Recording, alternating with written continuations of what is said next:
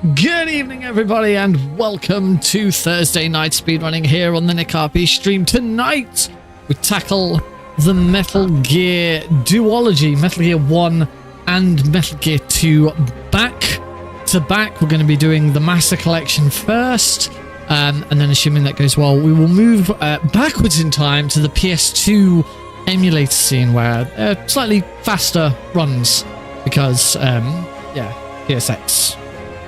PAL and all of that weird stuff. Yeah, before we get started though, a word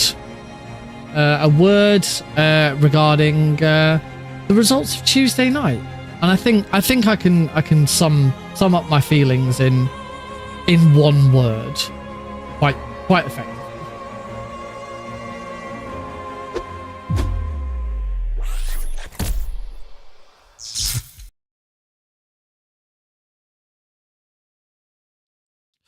Fuck! Really are fucking gluttons for punishment. Jesus Christ. Did not think, really, genuinely did not think America was stupid enough to do it again. But they did. Not that it matters. Tuesday night, we determined that Eli was the first to get to 270. So Eli is the president of the United States, right? Something happened to me last Thursday. Something happened last Tuesday. I had a couple of miles to go. I looked up and saw a glowing orange object in the sky to the east. It's fucking Trump's head floating away into the abyss. Oh, my mic is like incredibly loud. Let's turn that down. Let's turn that down. I turn that down. Wow, the sensitivity on that mic setting is incredible. Wow. Okay. That should be okay, I think. If I still sound a bit too loud, let me know. Hey, Cosmic. Yeah, I don't have any words other than fuck, really, for what happened on Tuesday night. Yeah, fuck over half of America. I could say, oh, it's okay, I'm in Britain, it doesn't affect me, but it does. It will affect the whole world. America's the most powerful country in the world. It is going to have an everlasting effect, and we already know that Trump loves his tariffs. Voice keeps cutting out. I think I'm going to move away from the mic slightly. I was looking at at stuff earlier. I wonder if that's now because I've gone too far the other right. Let me change this round. Did I add a gain filter or something? Maybe my gain filter wasn't at 10 straight away. Okay, we'll go with this. This seems about right. Yeah. I think I must have accidentally turned my gain filter up to 10 and it wasn't on 10. But hopefully that's better. I'm hoping that sounds better now. I might have to do a quick check, and let me do my own little check. Yeah, I mean, if I move my head over here, and that still sounds, and if I move my head over here, yeah, okay. It was because I turned the actual mic volume on my soundboard down, and that didn't work. That was not the solution. So yeah, at least that's that. Hopefully that's now fixed. Anyway, yeah, going back to what I was saying. The UK obviously left. The UK obviously left Europe. Sorry, we didn't leave Europe. We left the EU in Brexit a few years ago, and we have a massive black hole in the economy at the moment that Labour are trying to fill, and Labour refusing to try and fill it by undoing parts of Brexit because they're fucking idiots. And unfortunately, one of the best opportunities that Britain could have had would have been a trade deal with the US, but that's not going to happen now because Trump loves his tariffs, and Trump isn't gonna do that. I don't understand. I really can't I really, really can't fathom it. The country as a whole, well, not as a, no, sorry, it's not as a whole. It's just over 50% of the country basically said, we just want to hate people, because that's what it is. The vote for Trump was a vote for hate. Trump hates the same people that the people who voted him for him did.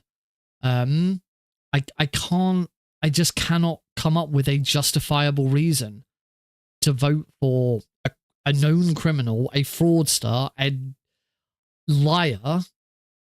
But we in Britain have been, us in Britain have been here. America, you've been there. You did this all in 2016, and now you're doing it again. We went through this when we overwhelmingly voted to elect Boris Johnson as Prime Minister, because we're fucking idiots as well. I don't know. The thing that I want to hear coming out of this, the thing that as opposed to the thing that I don't want to hear, because this happened with Brexit, and this made me very angry when Brexit happened. Ever since Brexit, we occasionally get news stories of people who said, I voted for Brexit and now this has happened to me and it's bad as a result. And that's the thing that really fucking pisses me off. We see these stories about, oh, well, I voted for Brexit, but I didn't realise that this is what it meant, and now this has happened, and I'm going to lose my shop, or whatever these stories came out. And I don't want to hear that from Republicans, from Republican voters. I don't want to hear in 6 months' time because we're already hearing about people who've suggested that, oh, when Trump says he's going to get rid of illegal immigrants, he's not talking about me. He's not talking about my parents who are immigrants and undocumented. He's talking about the ones who commit all the crimes. He's not. He's talking about all of you. I don't want to hear it. I do not want to hear the sob stories of people who voted for him, who then come out and say, oh, it's terrible. Trump is, the first time a Republican, some Republican woman particularly, I don't understand how any woman can vote for him. The first time some woman or some family who voted for him come out and say, oh, well, our daughter needs an abortion, or she's gonna, there's health complications, but they won't give her an abortion and it's terrible. It's like, and the abortion one is incredible. So, this is all to the best of my knowledge. I don't claim to be an expert. It's just what I've heard from the news. There were 3 states altogether, I believe, that also had a vote on a referendum for abortion rights, and in all 3 of those states, support for abortion rights was kept. They all voted to keep the rights for women to have abortions. But at least one of those states, or certainly the country as a majority, voted a president in who has suggested that it would do a blanket ban on abortions. How can you vote to keep abortion rights for women while at the same time voting for someone who wants to take them away? There is common sense needs to be redefined. It's something that my wife and I came up with after Brexit. Actually, after Brexit and after the Conservatives won back in 2018, I think it was. No, 2020 it would have been. 2019, 2020. Common sense is... We think about common sense and we talk about common sense as it being this thing where, oh, it's, this is obviously the right thing to do. This is obviously the right answer to something. You don't have the right rule. It's not stuff that needs to be written down. Common sense is just that thing everyone has that says, you don't cross the road. You don't cross the road when there's a car coming. Common sense tells you that you don't cross the road when a car's coming. And I've already heard a lot of... I watch quite a lot of American talk show hosts. Seth Meyers is my favorite. I actually rather religiously watch his intro monologues and Closer Look. I was actually, just before I came on streaming, I watched Jimmy Kimmel's response and all that. And I've already heard a lot of them talk about, they thought common sense would prevail and stuff like that. That's the thing. Common sense isn't what everyone thinks it is anymore. Common sense is the common sense. It's what the majority are thinking, and determined that the majority are pretty fucking stupid. If you can think beyond that, you think beyond common sense now. Common sense doesn't exist for the people who are smart enough to know what it is and to know what's right and wrong. If you are capable of thinking beyond, and realizing that Donald Trump is one of the worst people in the world, flat out, that not to be president, not to, for a job right there, he is just flat out one of the worst people in the world. He's one of the most dangerous people in the world. He's about to become the most powerful man in the world again. If you are capable of seeing beyond that, you don't have common sense. You are beyond common sense now. Because the common sense is that he's fit to be president. Common sense is that Boris Johnson is a wonderful prime minister and the best we've ever had. Common sense is that Brexit would solve all of our problems. It's terrifying. It's worrying. And I sit here and I say, it's going to affect me. It's going to affect us here in the UK. Because trade war, stuff like that. But that's got nothing on the people who are genuinely scared. Minority groups, immigrants, LGBTQ+. I'm on Blue Sky. I follow a lot of speedrunners on Blue Sky, and speedrunning is a very, very open and welcoming environment for LGBTQ+ people. So I am friends on Blue Sky, and I follow a lot of people on Blue Sky who are transgender, who are gay, who are queer, and they are genuinely worried. They are genuinely scared that they're going to have their rights taken away, that they're going to have their access to medication taken away, because these are all the things that Trump has promised. So I can sit here and I can, go on about, the trade and shit over here because of it. But it's got nothing on those people. And for those people, I can only offer my condolences. I can only say to you, I hope that you can get through it. I hope that there is help for you. I hope that as people, we can band together and do stuff. The speedrunning community is very good at banding together, raising money, and helping other people out.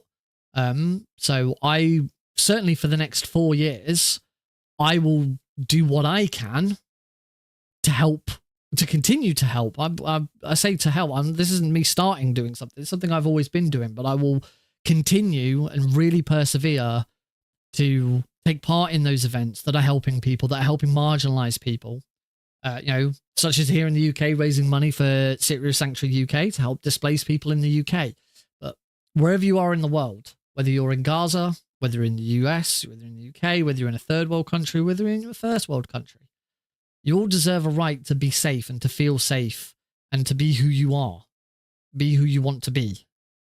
No one should be able to take that away from you.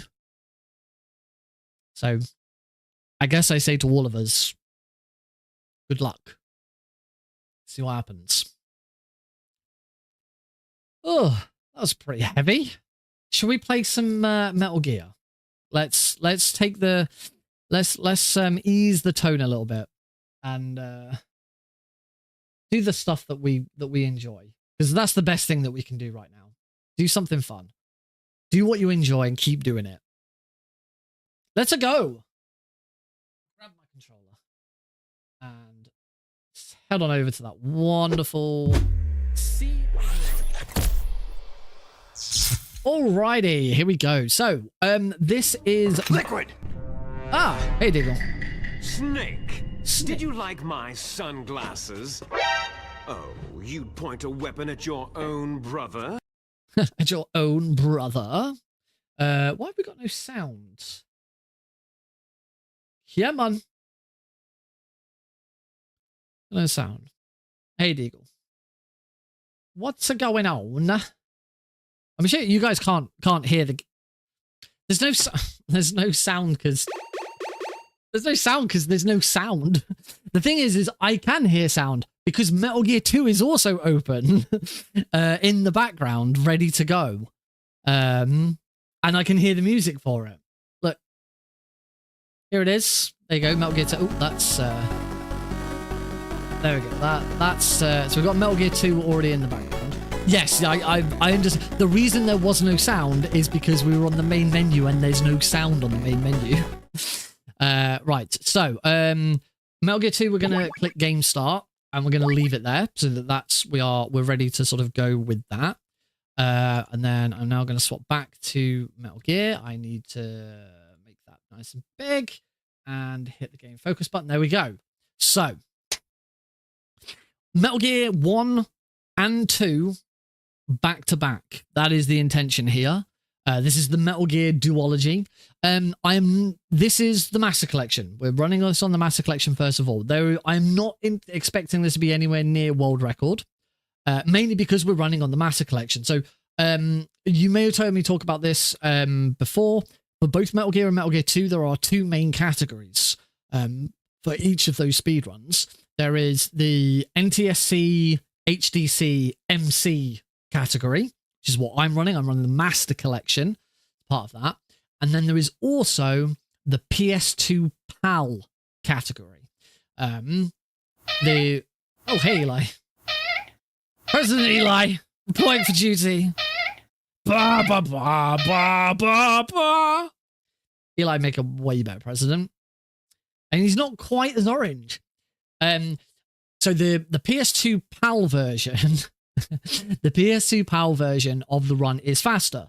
Back when Metal Gear and Metal Gear 2 were released as part of Metal Gear Solid 3 Subsistence on the PlayStation 2. You can see it. That one there. It's that one there. So if I turn the light on, maybe you can see it. There it is, right underneath the light. That's my copy. That's my special 3-disc copy. Pre-ordered 3-disc copy. That's like worth hundreds of pounds if it was brand new and unopened. I think I could probably get 100 quid for it. But I'm not going to. Pride of my collection, as you can see, as it being right under the light. When it was first released on the PS2, that was back when there were consoles either ran at 60 hertz and therefore 60 FPS in Japan, the US, and other parts of the world, where NTSC was the common technology. In Europe, though, we had PAL, which only ran at 50 hertz, so a maximum of 50 frames per second. When the game was released, it was the developers who were porting it knew that was going to be a thing, knew that at 50 frames per second, Metal Gear and Metal Gear 2 were going to be slower than their NTSC counterparts, and so they deliberately sped the game up to try and make it match. They oversped it up, and as a result, the 50 FPS games are faster than the 60 FPS games. The Master Collection is the 60 FPS and NTSC versions. In fact, the PS2 PAL is the only version that runs at 50 frames per second and is therefore faster.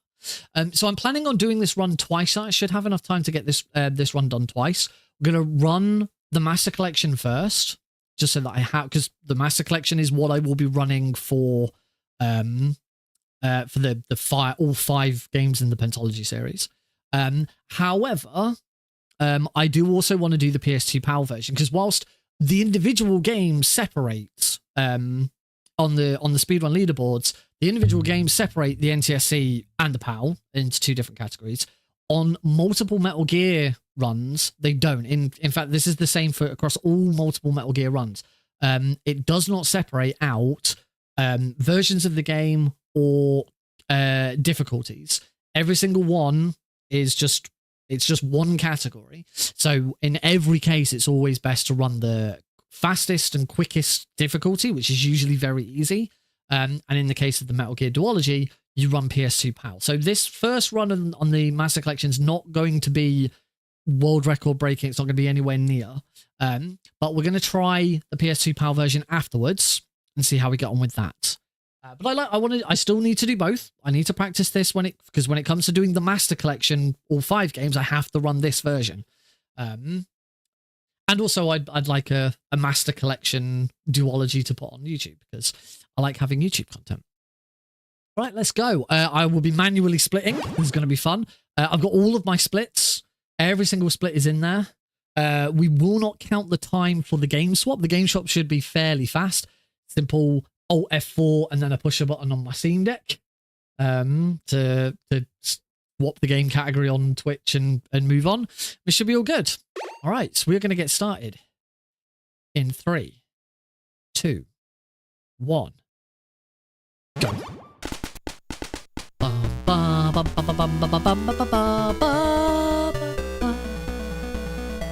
A message from SGT Deagle. As carrot and bait.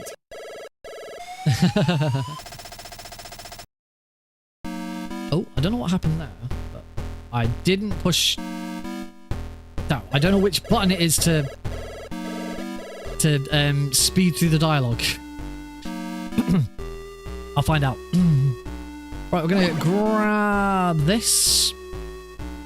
And we are now going to collect up a bunch of rations. We can have 6 rations on easy difficulty. We can use as many as we like. And we want all 6 now. They respawn every time you go back in the truck, so we're going to grab them now. I need to equip the card. That's 5, so I can grab one more. That's my 6 rations. We've got the key card. We can head out of here. Run up here. These guys are going to move out of the way. We're going to grab our first alert here, which is fine. We don't really worry about alerts. In fact, we're going to be taking a lot of alerts. Oh, I got shot. That wasn't very nice. Why didn't I add an image-based auto-splitter for... I did. I added an image-based auto-splitter for Metal Gear 1. Oh, well. Can we get on? Woo! Woo! So we're taking this really big alert here. I'm gonna save this guy. Okay, it is X.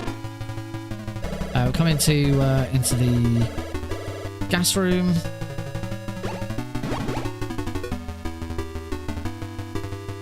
I note that it's X now because it's going to be different when I run the PS2 PAL version. It's circle, I believe.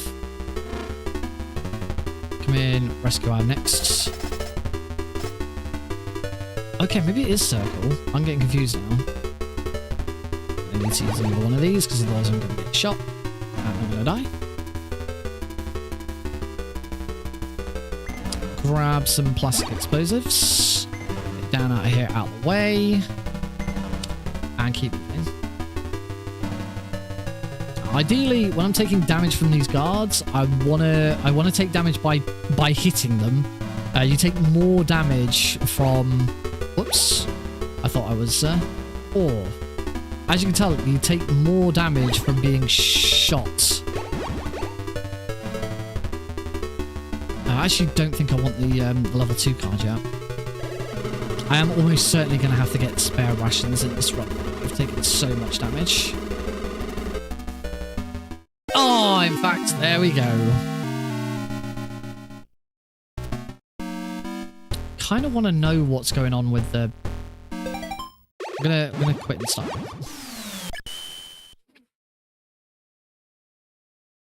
I kind of want to know what's going on with the dialogue. Hi, Johnny Not Sasaki. So don't worry, I know I haven't started live split here. I want to just check what's going on. Is it circle? It's circle, that's where I'm going wrong. It's circle on this, it'll be X on the PS2 PAL version, because they're different. Alright, let's try this again then. What the hell are you doing? I ask myself that question every single day. 3, 2, 1, go! Bum ba ba ba ba bum ba ba bum bum ba ba ba da ba ba da.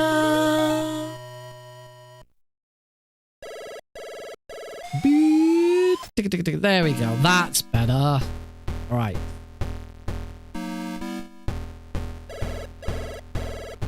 So, start Metal Gear again. Better to have fixed that now. A message from SGT Deagle. Oh shit, here we go again.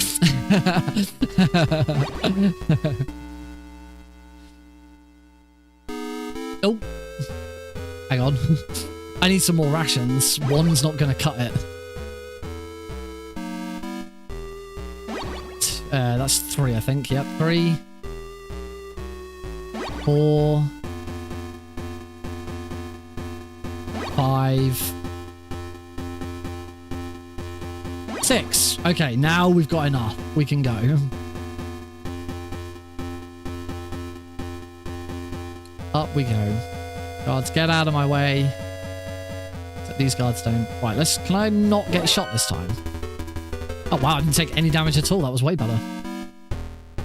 Going up. Oh, yeah. Split. It's going to be horrible having to manually split every single one. Excellent. Only one little bit of damage from the guards. Just taking damage from the guard is always preferable than taking damage from being shot.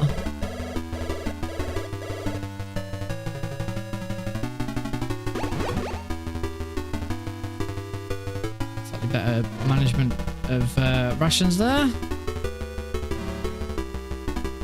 We grab our next prisoner of war. We have to get a total of 15 prisoners of war in order to rank up in this run. Oh, I got shot. I am going to need to ration again at some point. In fact, at this point, it's probably better to just keep the right. If you have a ration on you, then as soon as you take lethal damage, Snake will just eat the ration.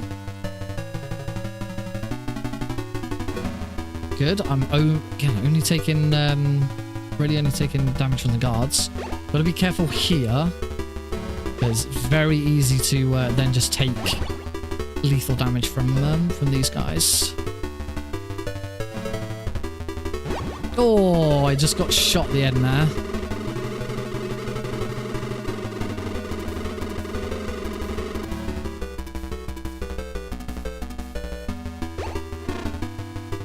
Oh, I got I should have used the ration first. This is not a good start. Imagine if we get to the full 5 games and I'm doing this. Wouldn't be very good, would it? All right. Guess we'll try again. Although I'm gonna be sneaky here. I'm gonna be sneaky. Just for Metal Gear 1. Because I'm pretty sure I built I quickly rebuilt my my image-based auto splitter for this. I think it'll work. We'll find out in a minute. If it don't work, then I'll just keep splitting, but just keep splitting, just keep splitting, just keep splitting. Where is auto split? There it is. Cheats enabled. Not that. Never use cheats. Except when cheats are legal. Load profile games. MSX.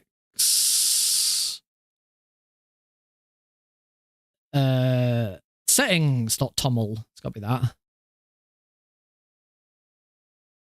Right. I think we're good. This should work. Hopefully, we'll have an auto splitter just for Metal Gear. All right. Do this again from the top. Metal Gear Duology, take 3. If we can just get through this floor 1, we'll be on for something good. 3, 2, 1, go! Bum bum bum bum bum bum bum bum bum bum bum. And yeah, the auto split is working. Good old images. I just then need to remember when we move on to Metal Gear 2 that I don't have an image-based auto splitter. I should build one of them. Alright, so for the 3rd time already this evening, we grab the card. Oh, Snake. You want to explain what that was all about? Grab our first ration. 1 ration. 2 rations. Oh. 3 rations. 4 rations. 5 rations. And 6 rations.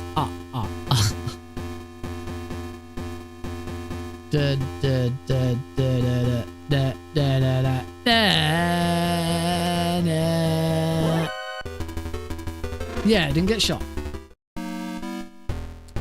Up we go!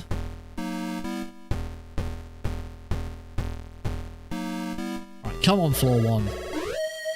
Don't be a dick now!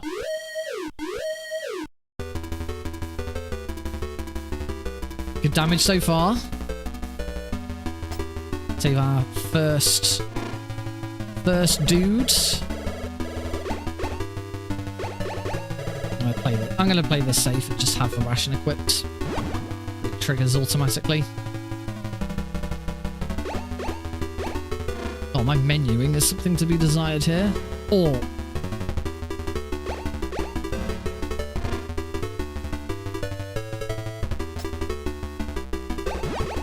at that point, it's probably worth just using it.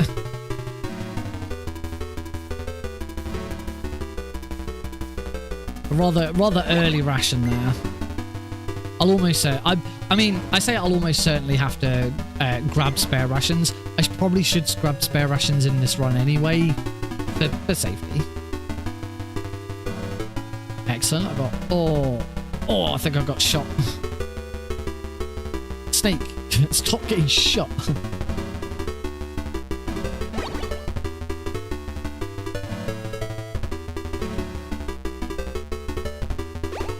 Back to the ration. That will trigger automatically as I walk over this. Punch that to stop it. It's card 1. Excellent. This is much better. Save our next resistance member. Out we go. Oh, wrong way.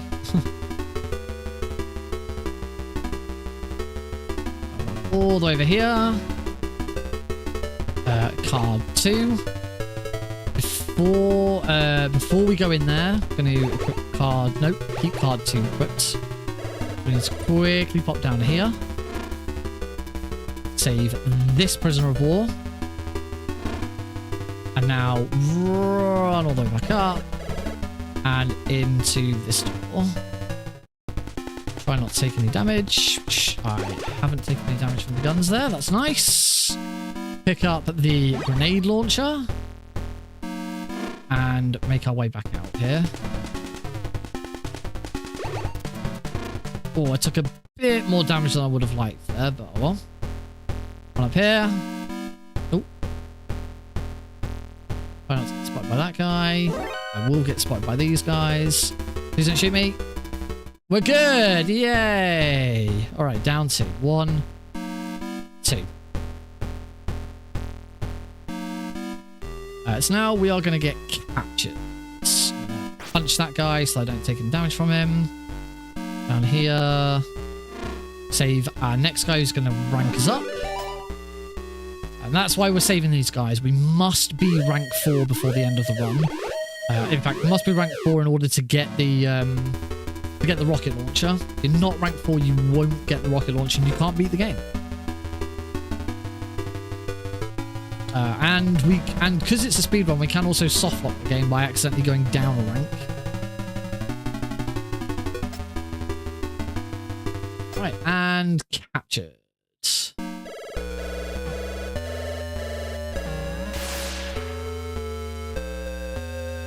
Save Grey Fox. That is Grey Fox, the cyborg ninja from Metal Gear Solid 1.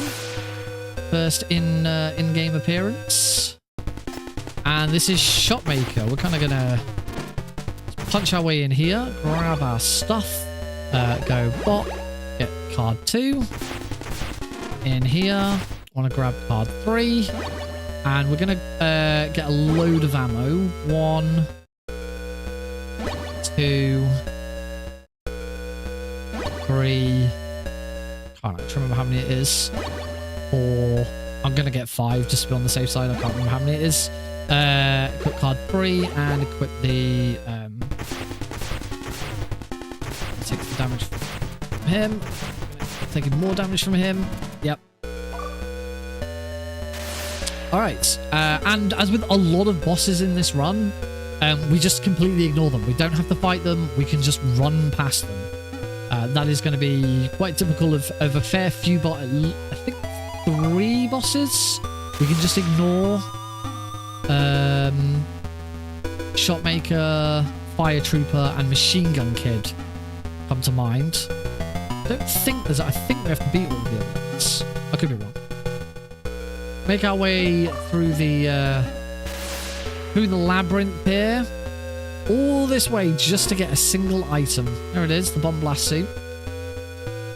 Let's just kick the... That works. And now we run back again. Really, really dull section of the run. If there was ever going to be a skip for this run, this would be the one we'd want. A way to skip getting the bomb blast suit. It's just really long. Really annoyingly long. We do have one more item to get while we're down here, though. The uniform is in a room here. Uniform. And make our way to the elevator and the exit. Ow. Silly doggy. In we go. Alright, from here, I'm going to head up 2. And head to floor 2. Or floor 3. Floor 3, I think. I don't know. We're going to get an alert. Get another... I say mandatory alert. It's only mandatory in the speedrun. Taking quite a lot of damage here. I'm going to need to ration. Go and save our next resistance member. And let's say hi to Machine Gun Kids. And we'll then probably say goodbye to Machine Gun Kids. Bye, Machine Gun Kids. But we're not done yet. Because he's still here, everyone.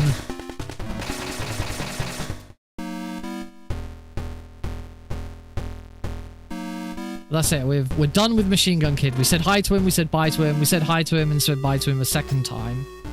And now we're done with Machine Gun Kid. Grab that alert.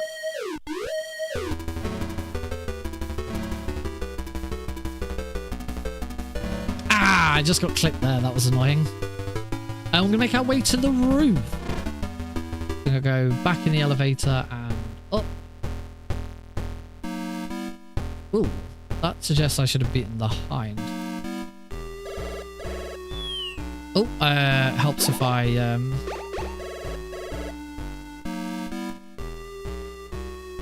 I've got an extra split for some reason. Go back up to the hind. Hope that doesn't completely screw everything up.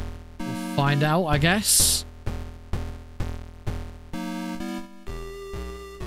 Yeah, there seems to be a split missing. Alright, now we fight the hindy. I'm just going to stand here and just pew pew it. Pew pew pew in.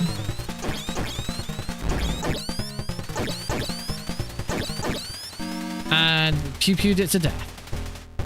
We now want the parachute. We can parachute off here.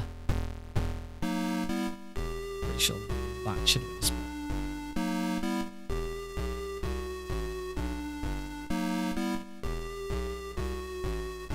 Head straight down here. Hopefully, pretty sure I've got enough health to survive this mine. Yep.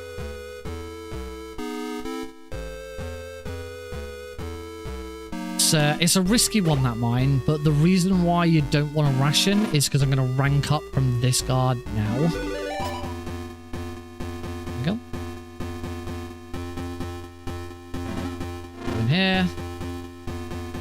Go in here. And we are done with building 1. Now I'm going to... Oh, I'm going to go this way. go the correct way. There's going to be a... It's going to be a little truck here. Up in the truck. Grab... I'm going to play this safe. I'm going to grab 2 spare rations just to be on the safe side. We've got a long run ahead of us. I'd rather not lose it now. tank's coming up. And the tank is another boss that I forgot that we can just ignore. So I'm going to roll up to it, we're going to punch, take damage from the bullets there, and just run through it. Oh, equip the uniform there. Tricks the guards into thinking that we're one of them. One and only time it works. Yeah, my auto is completely broken now. So now we're going to fight Bulldozer.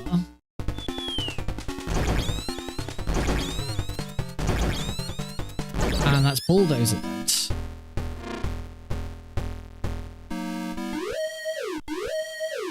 So now we need to go and grab an antenna. There's an antenna in this room here. So I'll take card 2. This is just a story progression thing. We don't really use it. It's just simply it's here, and now we can use the radio in building 2. Apparently, like, there's some interference or something in building 2 that meant we couldn't use our radio, but now we can. We want to head up to the roof here. A lot of damage from these guys. Was that alert? Is it continued on that far? But oh well. So now we move up to Hell Roof. You immediately get an alert as when you move on to Hell Roof. There's nothing you can do about that. That is a mandatory alert.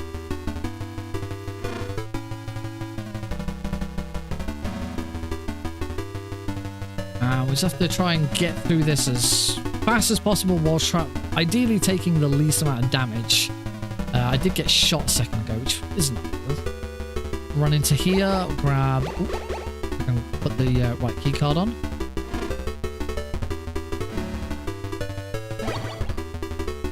Use a ration. We're going to put card 5 now.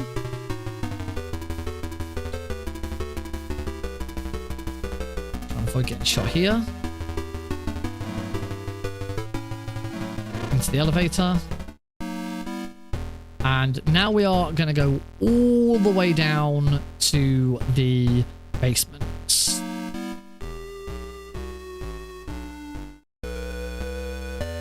We're gonna find our next boss that we're just going to ignore. But we've got another prisoner of war to grab here, so we'll grab him. I want to swap back to my my last plastic explosive. Got that. I actually want card 1 at this point because this requires card 1. Go in here, grab this prisoner of war. I think we've got 1, maybe 2 more prisoners of war to rescue. Card 5 gets us into this room. That's Dr. Madnar, the guy we're supposed to be rescuing, except that's not Dr. Madnar. He's actually an imposter who reveals a hidden flaw beneath us that will kill us. Run into here with card 6. And here's Fire Trooper, the next boss that we are just going to ignore. Just completely ignore him and run through and into the elevator. Now we want to go and grab the rocket launcher.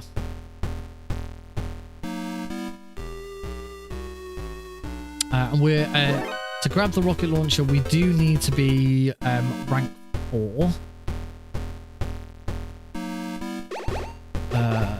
It's card 5 for this bit. Here's why. It's good to... That's why it's good to have extra rations. Have this guy. We shall have 1 more to grab, who is not in this room. Go back out here. Up here, in here. Punch that guy. So it's card 3. And this should be the rank up. Oh, I wish I'd listened to him. I think it's 120.45.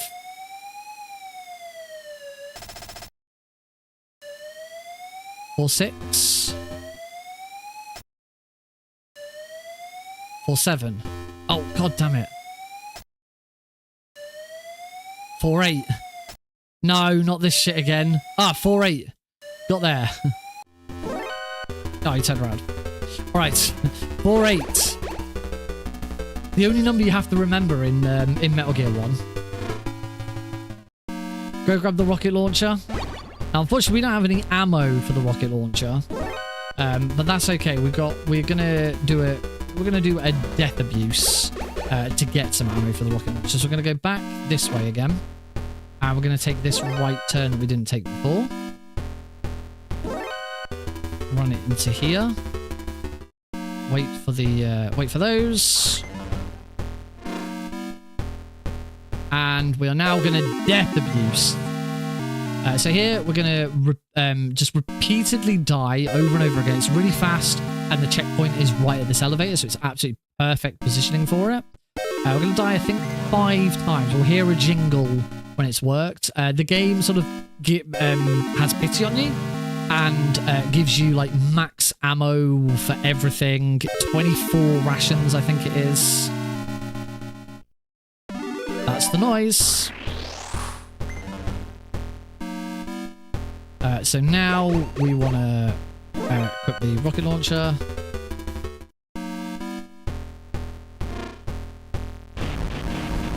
And we can kill the brads. There we go. That's the brads killed. Grab card 7.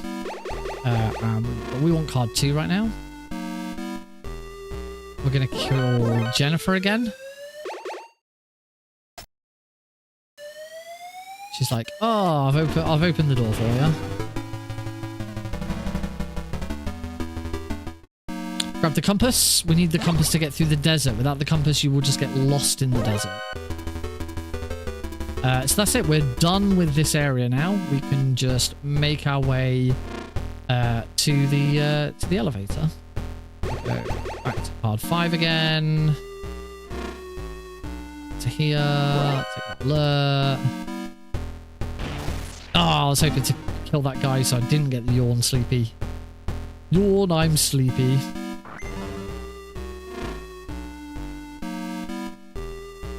And down 1 for the scuba skips. We're back on this. Oh, we're back on this floor again.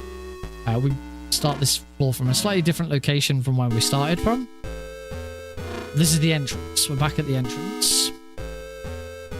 And we are going to go for the scuba skip. This is only doable on the easy difficulty.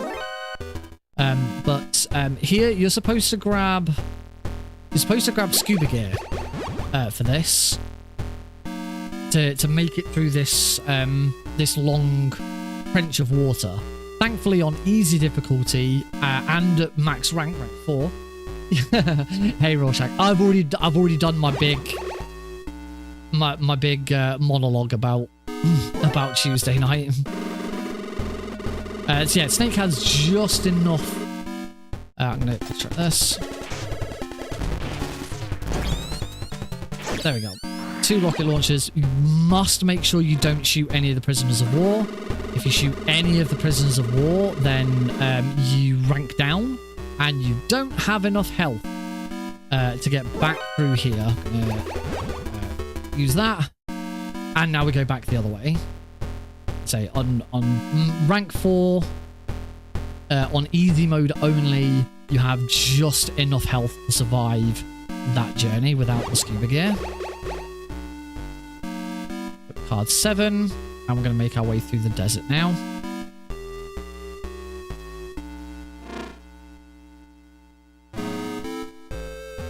Don't know why I go off to the left there. Oh.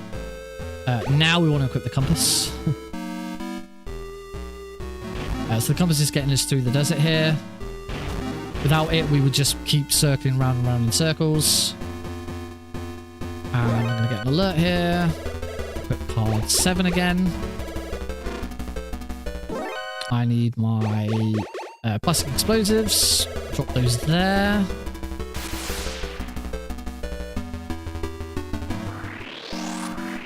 Oh, I'm going to play that safe and go this way. Into the elevator. Use a ration. And equip card 8. And we are heading down. My splits are all over the place. Think I should be there. No, pitfalls. I should be on underground. Yeah, my splits are all over the place.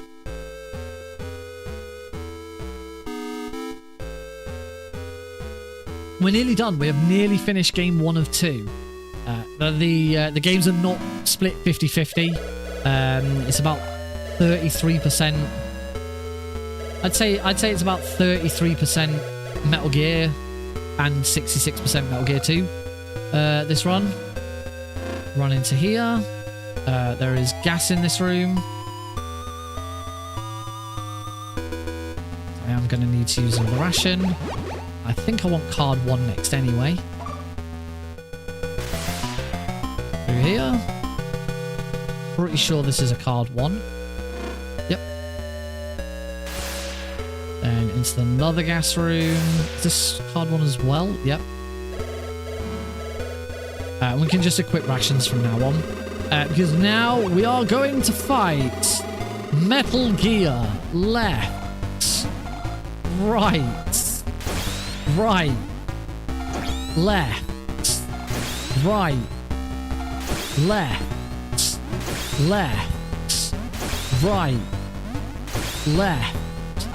Left. Right. Left. Right. Left. Right. Right.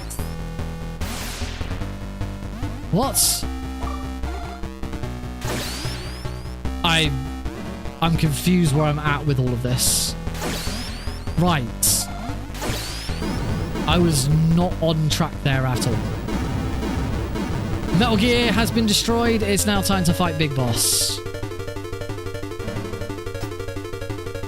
To fight Big Boss, we're just going to run to here and fire. 1, 2, 3, 4. He's dead. And onto the ladders. And we are out of here.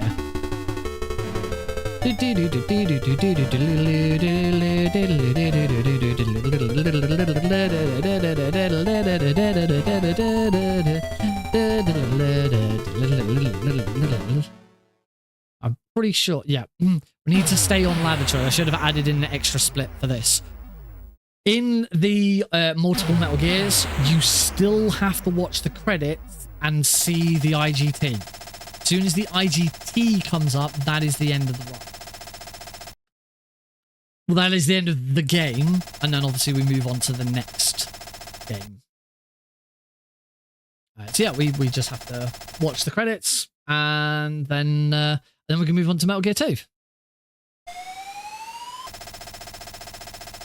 Yeah, I should go back and add another split there. I should go and have a look at my other splits.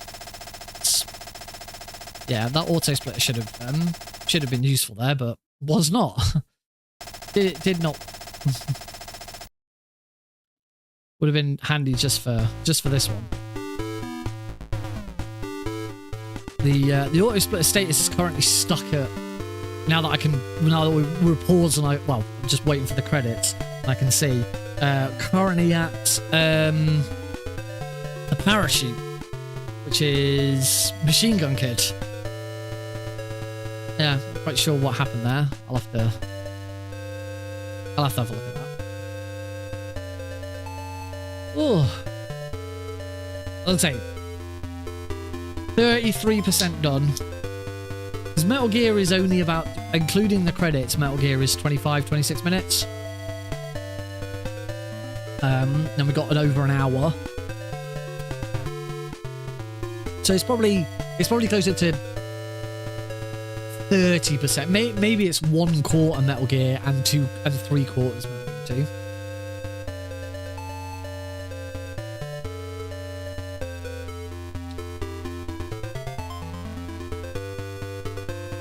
Ba ba ba bum bum ba ba ba ba ba.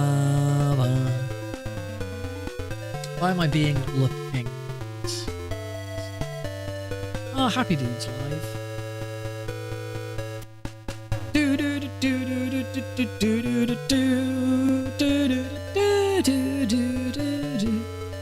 Got me ready on the splits here. The moment that score screen comes up, we can split. We're then on to the game swap, and the game swap time is removed from the final time. whole thing, it's we're done in RTA. It's not recorded in IGT. We still have to see the IGT. Okay.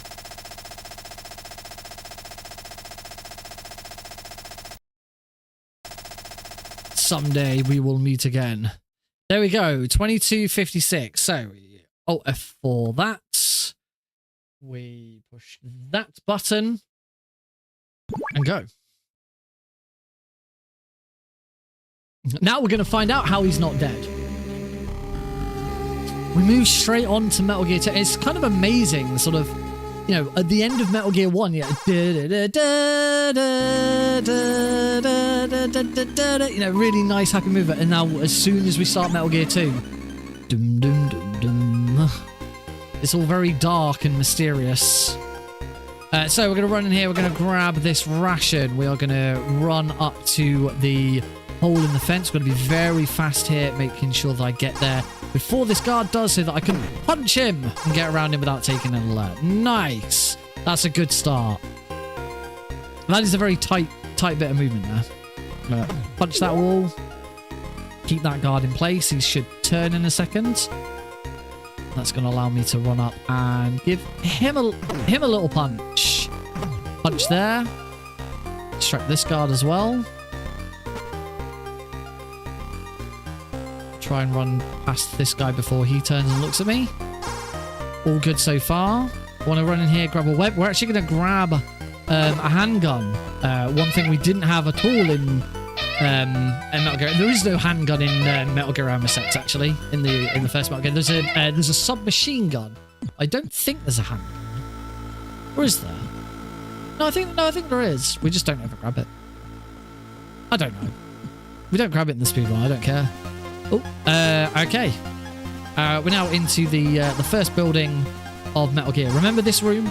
Remember those big doors? We'll be coming back there later.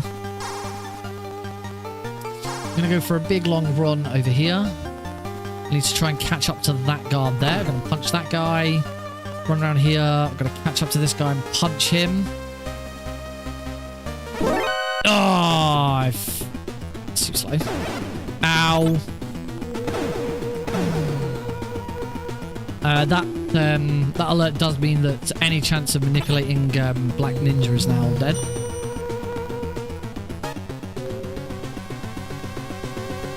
I'm gonna go and grab. Why have I still got an alert? There we go. Go grab keycard 1. As with all games in the early days of Metal Gear, keycards are very, very important. Mucho importante. I'm going to equip it now, along with my handgun. Yeah, Eli Bouncer keep us civil. Over here, get to this guard before he turns. Good. Got a gas room. We don't have a gas mask. That's fine. We're not going to be in here for very long. We are going to fight our first boss, and unlike Metal Gear 1, we do actually have to fight the bosses in Metal Gear 2. There's no getting around that bit.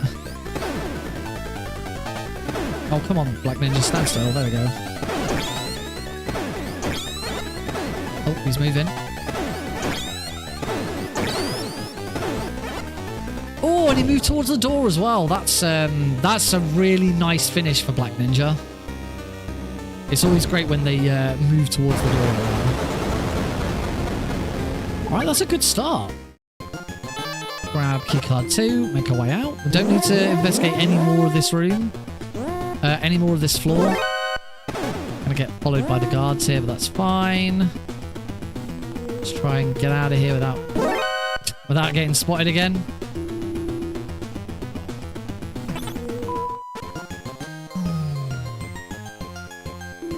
And now we remember that break that we had with watching the credits? Yeah, we're going to get another one. We're going to go into everyone's favourite bit of Metal Gear 2. Green Beret. Wahoo. Wait for that guard there. Run down here. Gonna punch this wall to distract that guy. Keep him out of the way. It's here. We're going to punch that guy. And now we are going to deliberately take an alert here. there's a deliberate alert. Taking this alert means that the route changes of the guards coming up are slightly different. Specifically, Green Beret in the next room is going to be moving towards the exit straight away when we enter. There we go. There goes Green Beret. If you don't have that alert, Green Beret will start in the right-hand side of the room and you have to wait for him to move over. So now we're in the Green Beret section where we just follow this guard very, very slowly. There's nothing we can do to speed this up, and we have to follow him, otherwise we get lost in the jungle. There is no skip. There is nothing. Just as I said in Metal Gear 1 with getting the bomb blast suit, that would be the... If we could find a skip for Metal Gear 1, it'd be skipping the bomb blast suit. If we could find a skip in Metal Gear 2, it'd be this. A skip, a Green Beret skip would be incredible. Because this is so dull. And it's right at the start of the run. Dun dun dun dun dun dun dun dun. Whoop. Dun dun dun dun dun dun dun dun dun dun dun dun dun. Yep. So not only do I have to make sure he doesn't spot me, I can't run into him. I can't let him get too far onto the next screen without following him. Luckily, I know exactly where he's going to go. There's no RNG. There's no RNG really, apart from like when you get an alert. When you get an alert and you're getting shot, there's no RNG. There is RNG, sorry. Normal patrols and stuff. There's a bit of RNG with bosses, exactly how they move, where they move to. But for the most part, you can manipulate it. So follow this guy. And we talked about this on Tuesday. The other bad thing about this section is it doesn't even have an interesting or particularly long musical loop. I need to count how long it is. 1, 2, 3, 4, 5, 6, 7, 8, 9, 10. 10 seconds. Roughly. Obviously, that was very rough counting. I tried to use Live Split to count. It is roughly a 10-second music loop. And we're in here for a good 3 or 4 minutes. At least he speeds up there. He's going to do one more speed up on the penultimate screen. There he goes. Off he goes. We're nearly done.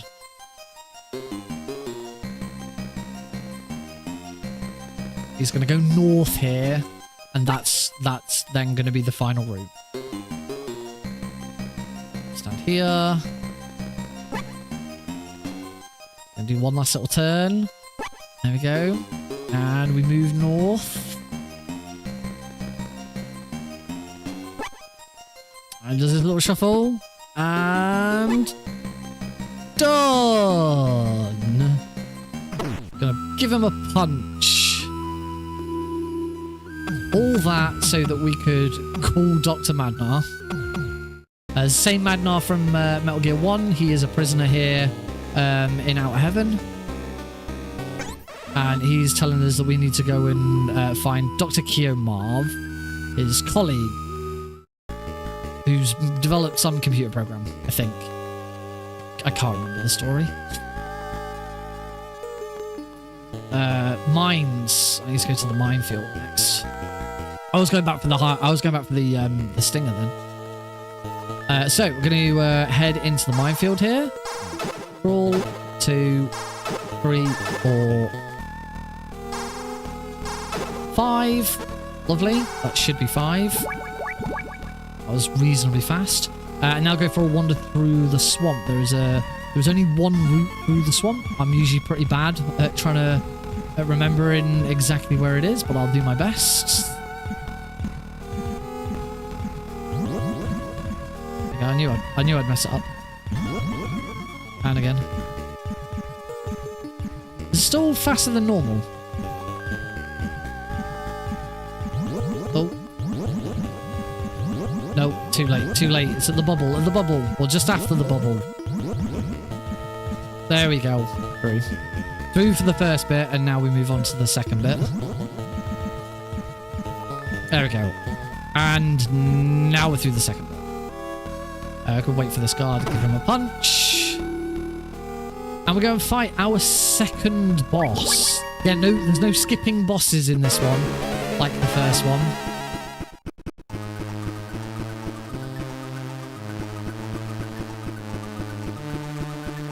Oh.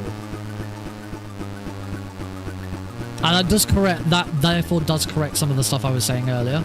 I know there were some states that voted to allow abortion rights, but then also voted for Donald Trump, which makes no sense. 1, 2, 3, 4. Now we go for a run. Gonna run up here. It's gonna force running man into our minds. It's 1, 2, 3, 4. And running man is deceased. We grab the level 3 card key. This is the thing with the bosses this time round. They were Kojima was smart enough to put a lot of the key cards behind defeating bosses. Bosses aren't just in your way like they are in Metal Gear 1. Bosses are kind of just in the way. There's not many. The only ones that you have to defeat are the ones that are impeding you from moving past them. In Metal Gear 2, you need to beat them because they have a card key that they drop.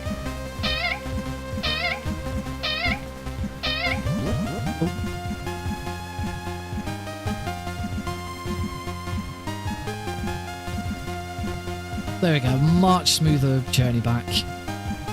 Right, now that we've got card 3, we can go and grab the Stinger Launcher, because the next boss we're going to fight is the Hind D. We're going to need a way of defeating the Hind D. Run down here. I'm going to need to equip card 3 now.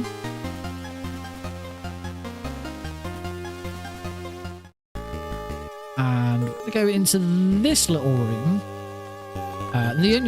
The only thing really in here is the Stinger Launcher. There's a bit of ammo, there's a couple of guards, but there's no other reason for being in here. Gonna punch that just on the way past to distract those guards, gets them out of my way. On the way back, go into this little room, grab the Stinger, and now run back up. Hopefully I can just run straight up to this guy and punch him without him realizing I'm there. Under the table again.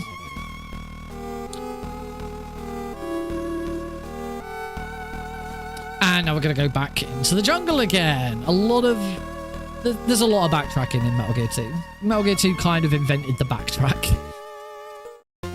Particularly for Metal Gear games anyway. So, take a turn here, go up here. We're going to go back through the minefield. We're going to take some damage, but that's fine. The very next thing we're going to do is fight the Hind D. We won't take any damage from the Hind D.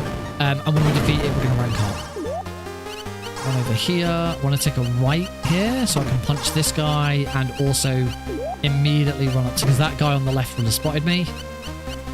To here, hug the right-hand side, and here's the Hind. And the Stinger works very differently from the other games. Obviously, this is a 2D game. Use the radar to use the Stinger. All I'm going to do is, as soon as this fight starts, move over to the right side of the screen, equip the Stinger, lock Snake in place, and then you move the cursor around the radar. So, there we go. Equip the Stinger, and 1. I missed. 1, 2, 3. There we go. Missed my first shot, so a little bit slow there. Now equip the mine so we can move again and head into building 2. So here is building 2. Well, at least we'll be in a second. There we go. Oh, just moved over slightly too far there. The easiest thing to do here is just to come back and reset. There we go. Now I can try that again. Just moved over slightly too far. As soon as you get onto the screen, stop, turn, punch. Punch that guy. Punch that guy. Get in here. Grab the cardboard box. Answer the call from Campbell, because this is going to get the conveyor moving. Equip the box. The one and only use of a cardboard box in the MSX games. You don't use it at all in Metal Gear 1. You barely use it in Metal Gear 2. Gonna punch that guy. Grab this ration that's under here. Very, very important we grab that. Answer this call. If you do not answer this call in this room, you screw up. That is a story flag that has to be triggered. And that ration is going to be very important later on. Punch this guy. Make our way around to the first elevator. So this is the main room of building 2. You're going to see this room a lot. I'm going to be traversing this room a lot throughout this run. I want to punch. There we go. Just waited a second there to make sure he moved onto the screen. Get into this elevator.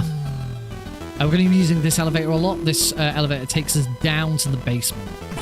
The basement is a sewer, and it acts as a fast travel between building 1 and building 2.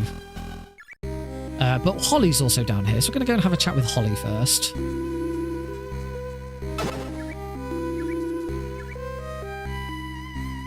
We now want card 1, and we want the plastic explosives that we just picked up. We only need to pick up the 1 lot. I think we only used plastic explosive 3 times, I think, in the run. So this is Holly. She's kind of the Meryl of this run. Well, there's two female characters in the game, and they both sort of do stuff Meryl would then later go on and do in Metal Gear Solid. And this is where the fast travel.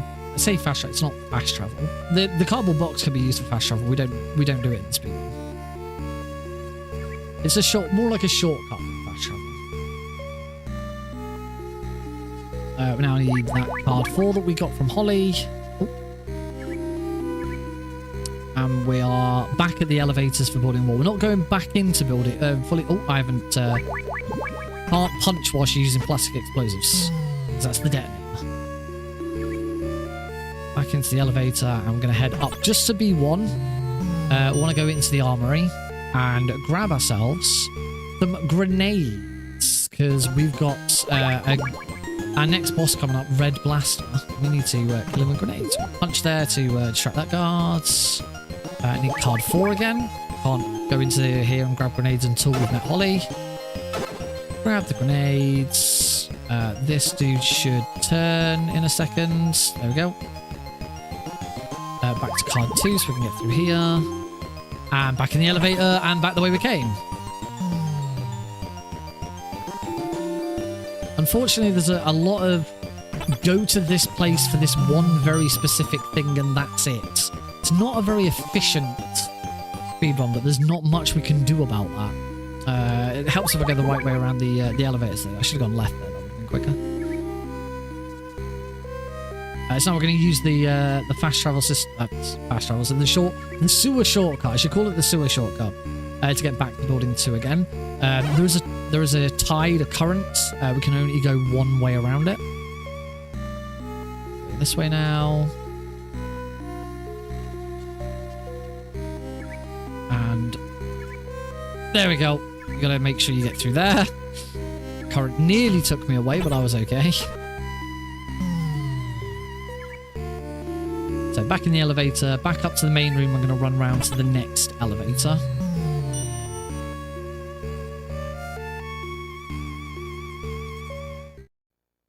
So here we go again. Round the big swirly snake room. If you look at the radar, you'll notice that this room is shaped like a snake.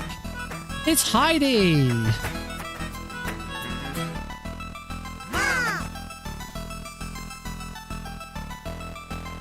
Hey, Heidi. She waved at me. She's sat right there. She just entered the room. Now we're going to go up. We've got a bit of a wait here. This elevator goes up to floor 20. Like I say, it's either floor 20 or floor 30. So we get a little bit. Oh.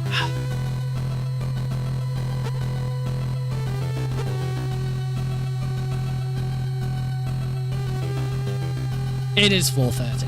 We got a bit of a wait. Whilst we're waiting though, we can equip those grenades that we picked up because I'm going to use those to fight Red Blaster. And the boss fight is going to start the moment we leave the elevator. Well, he's going to do his intro first. Here he comes, over from the left.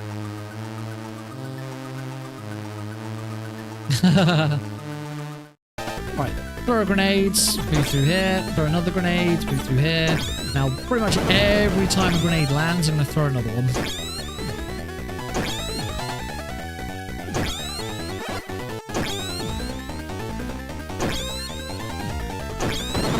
And just be careful not to... There we go. And that was Red Blaster. Not a particularly difficult boss, Red Blaster. Alright, big RNG moment here. This is the moment where we have to deal with the pigeon.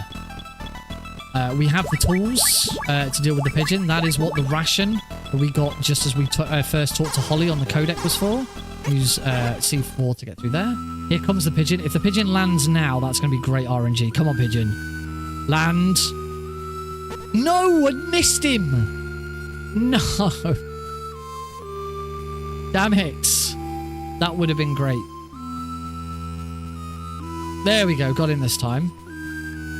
So now we want to call 140.51. Got the pigeon rank. And now we're going to call Dr. Madnar. We couldn't understand a word Dr. Kiyomarv was saying because he is... I can't remember what language he speaks. But it's not English. And Snake can't understand it.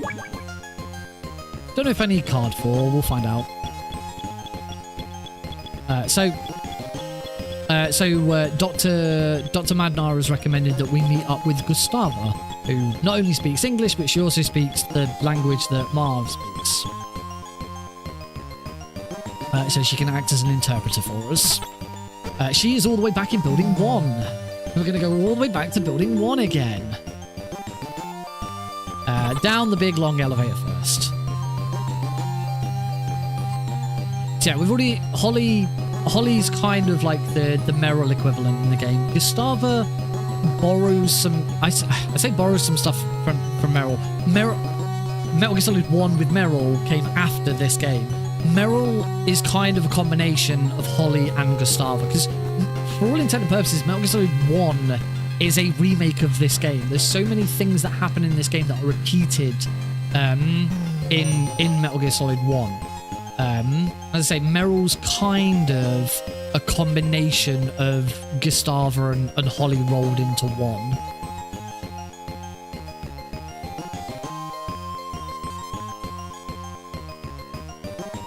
So Holly is also from Foxhounds, sent in before Snake to deal with stuff, just like Meryl was.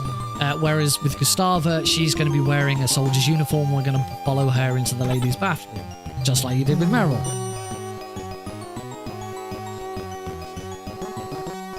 That's true. She can either survive or die. Take a bit of damage from those, but that's fine. Yes, just like I mean, I'd say spoiler alert, but this game was released. This game was released in 1991, and the very next split after the one I'm on is called Gustava's Death. So if that's not, if that's not already a hint of what's to come, I don't know what is. But whereas in Metal Gear Solid 1, you could choose. Well, I say you could choose. You could try and save Meryl by surviving the torture. Meryl either lives or dies at the end of the game. In this, Gustava dies and Holly lives. So yes, she does kind of act as a she's both sides of that coin. I'm gonna head up to floor 4 now. We have to swap elevators partway around because the elevator system in this game is just dumb. I'm gonna head up to floor 3.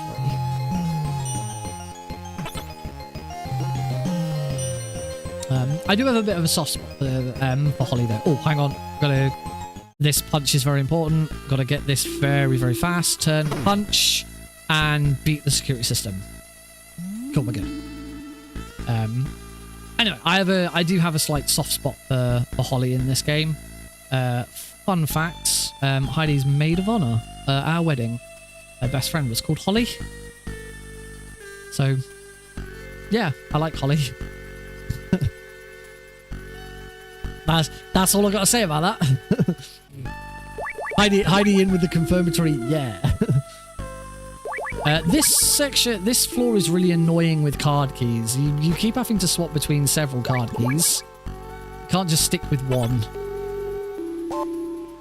We have a random chance to get an alert here. It is completely random. There we go. There's nothing you can do about that. And it's that guy that I want to punch. Hopefully, Gustava is all ready. She is. So Gustava is dressed as a soldier. I'm just going to wait for that guy over there to move. There we go. You can go in before Gustava. That was really nice. That was really smart. I was really worried about that room because I completely screwed that up on one of the runs on Tuesday. That was pretty good. So yeah, just like Metal Gear Solid 1, we followed Gustava as she's dressed as an enemy soldier into the women's bathroom. Unlike Metal Gear Solid 1, the women's bathroom has an elevator in it. Now, I don't frequent women's bathrooms very often, but I'm pretty sure there's no elevator. Heidi, can you confirm or deny whether there are elevators in your toilets?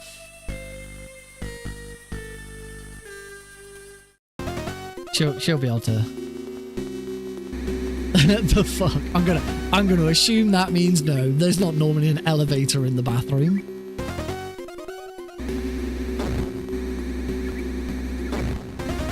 Now there's usually sofas. I've heard about women's toilets in clubs where there's like sofas and stuff, and the men's toilets are just shit. It'd be a shock for anyone. So now we're gonna go up and we're gonna meet up with an old friend, a very old friend. Remember Dr. Madnar? Well, he's here. Here he is. Have a bit of a chat with him. He's gonna join our little merry band of mercenaries. I'm gonna go for a wander. He's definitely not gonna stab us in the back in 2 minutes. Not that we know for another 20 minutes. But he was kind enough to give us keycard 5. So that's pretty good.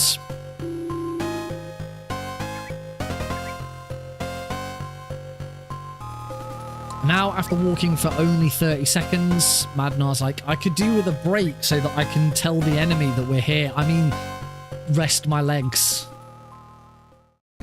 Madnar is definitely not now calling Grey Fox and telling him where we are.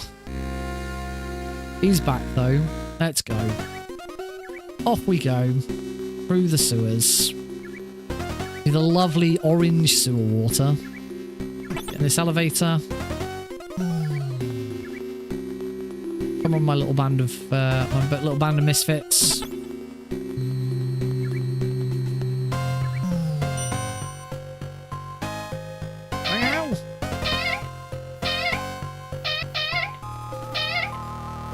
Go for a wander. And we have a little unskippable cutscene. I say cutscene, it's all in engine, but this bit right here. There's nothing we can do to speed this up. The dialogue also slows down here. Usually dialogue in the game you can skip through it very quickly, but for this scene, the dialogue is very slow.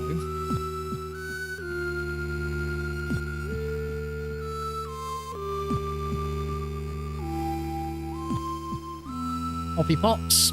Madnar's got across the bridge. Gustava's next. She's going to get halfway across and tell us, hey, Snake, it's fine, come on. And we're going to run up and, oh no, kablamo! Oh no, if the splits didn't give it away, or me already talking about it give it away, Gustava's dead! Actually, she's not. That's right, Gustava is not. See? We're having a chat. She's not dead.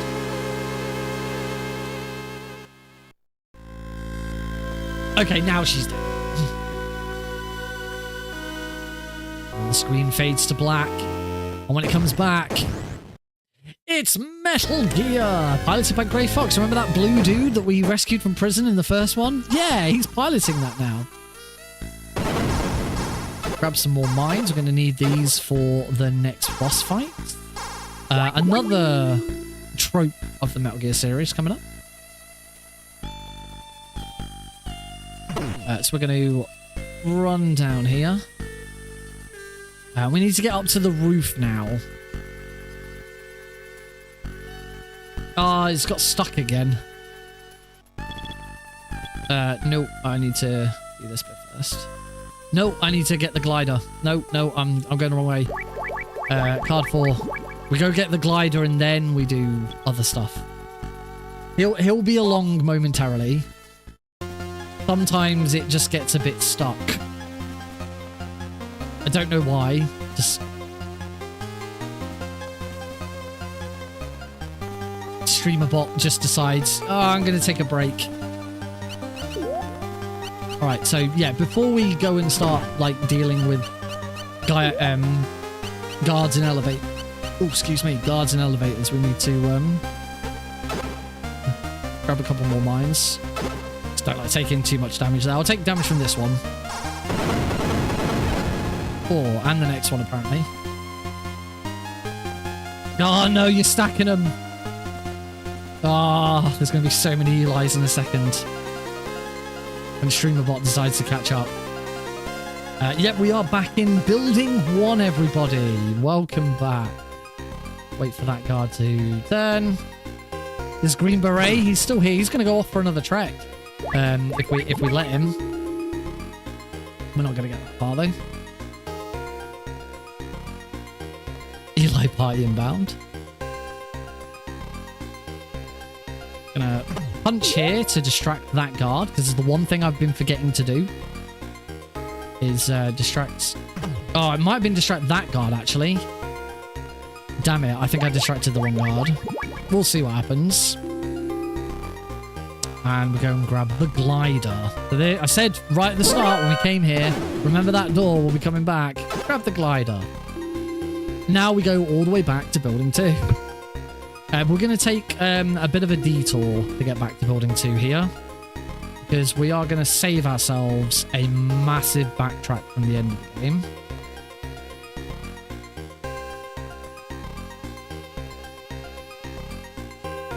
I think I was slow enough so that he'd moved all the way around that time. Yeah, I did distract the wrong guard, because that's the guard I think I actually distracted. Going up. Whoops. Remember which way I'm going. Need card 4 again. So we're going to go back through... Hey, Steven. Oh, sorry. You've been here the whole time. We're going to go back through floor 4 again. This cuts out a massive backtrack later on by doing this bit now. So same again before. I need to run through, punch that guard straight away. Those Eli's will show up eventually. Just wait for the camera. Get to here, wait for the guards. Get to about there, so he doesn't spot me. I need card 1 now. There we go. And we need card 4 now. And we need card 3 now. I'll get hit by any of the traps. Will we get an alert? Yes! So nothing you can do about that. Oh, I got that one as well. Yay! Here they come.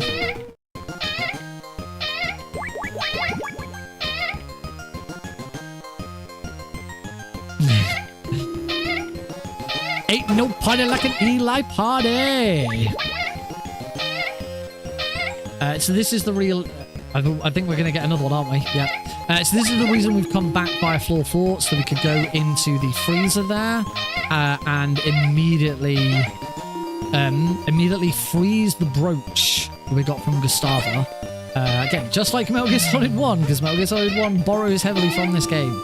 Gustava's brooch is a shape memory alloy. We want card 5 now. It's a shape memory alloy. We've frozen it, so it's turned into a key. Unlike Metal Gear Solid 1, the only way that key will now change back is if we take it into a hot area. In MGS1, after a certain amount of time, it's a reasonable time frame, but not enough to just keep carrying it around. If you heat or freeze the card key, after, I think it might be 5 minutes or something like that, the key will change back. In this, it doesn't. The key now stays until we heat it. We don't need to heat it. That's just a bit of a bonus thing. If you go and heat the brooch and change it into a different type of key, which gets you into a different room. I think it's a joke. I think there's a joke that happens in the room. I can't remember. It's been too long. So we're making our way back to building 2, the same way we went before. Go up here. Now that we've got the glider, we're going to use the glider to fly across the cabin to building 3. I need card 6. Get through this door.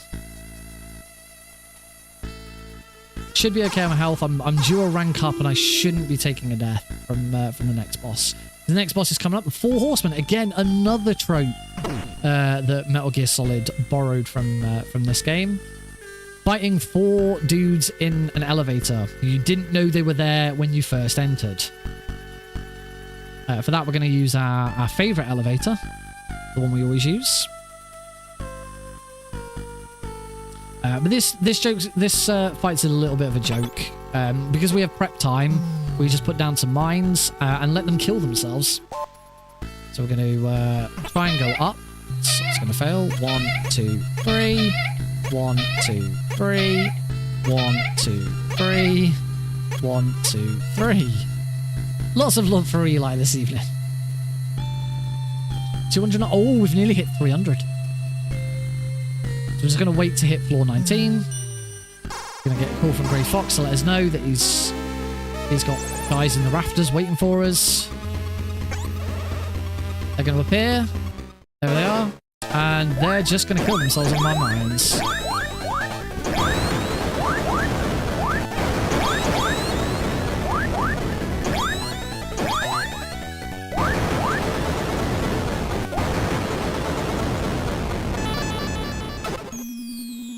Unfortunately, that destroys the elevator. And we now have to go a different way. We're going to use a 300. It's going to be epic. So we're going to have to take a different route here. There is one elevator in this room that we haven't been up yet. Doesn't take us all the way to the roof. There's going to be another trope. Here it is. So punch that.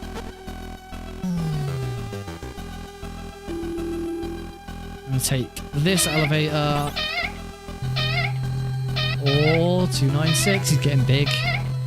And he's growing up. Growing up big and strong.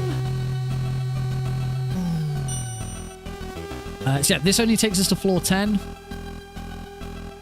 Here on floor 10, we need the plastic explosives to get through this wall. Take an alert here. That's absolutely fine. It doesn't cost us any time. It takes us longer to wait.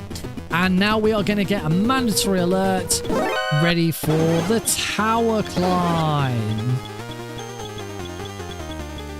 We have a very, very long tower climb. How big will be too big? I've seen it at 1,000 and it's pretty big. Eventually, we will just have to reset it. Or maybe introduce a second one. I don't know. When we get to the point where it's like, this can't go on, I'll figure out what to do next.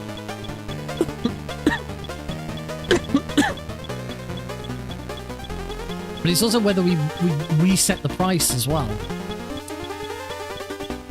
Do we reset the price or do we carry on?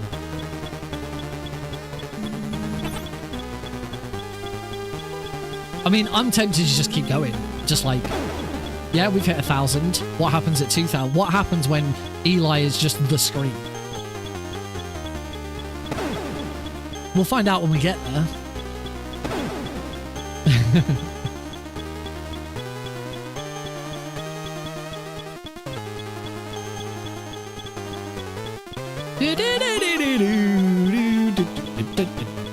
At least we get funky music for this long section.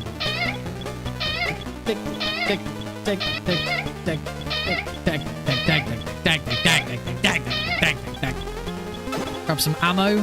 Gonna be a couple of opportunities to grab ammo. It's a good opportunity to get it. We do need it later. We are actually going to use the gun again. So far, we've only used the gun for Black Ninja, if I recall. We haven't had to use the gun for any other bosses. Only Black Ninja. Black Ninja and some rats. That's it. It's the only things we use the gun for. Hit what? Hearing my commentary twice. Oh, my singing.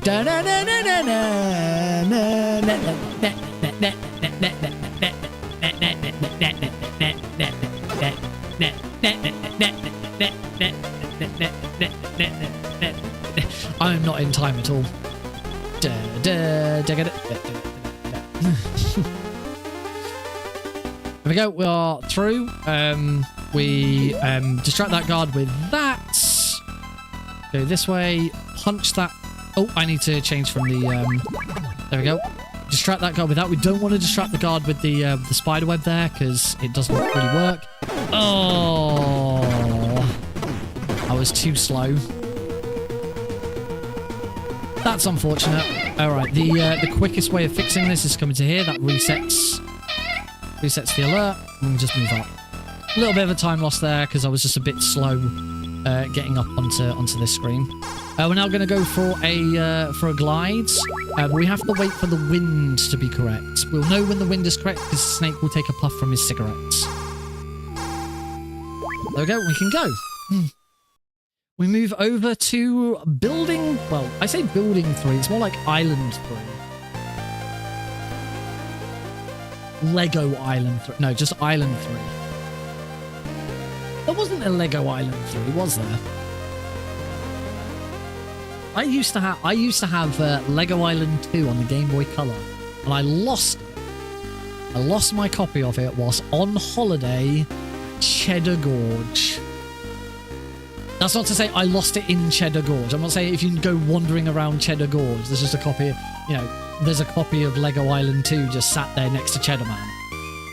I think I left it in the hotel. Or it fell out of the car at one point or something, I don't know.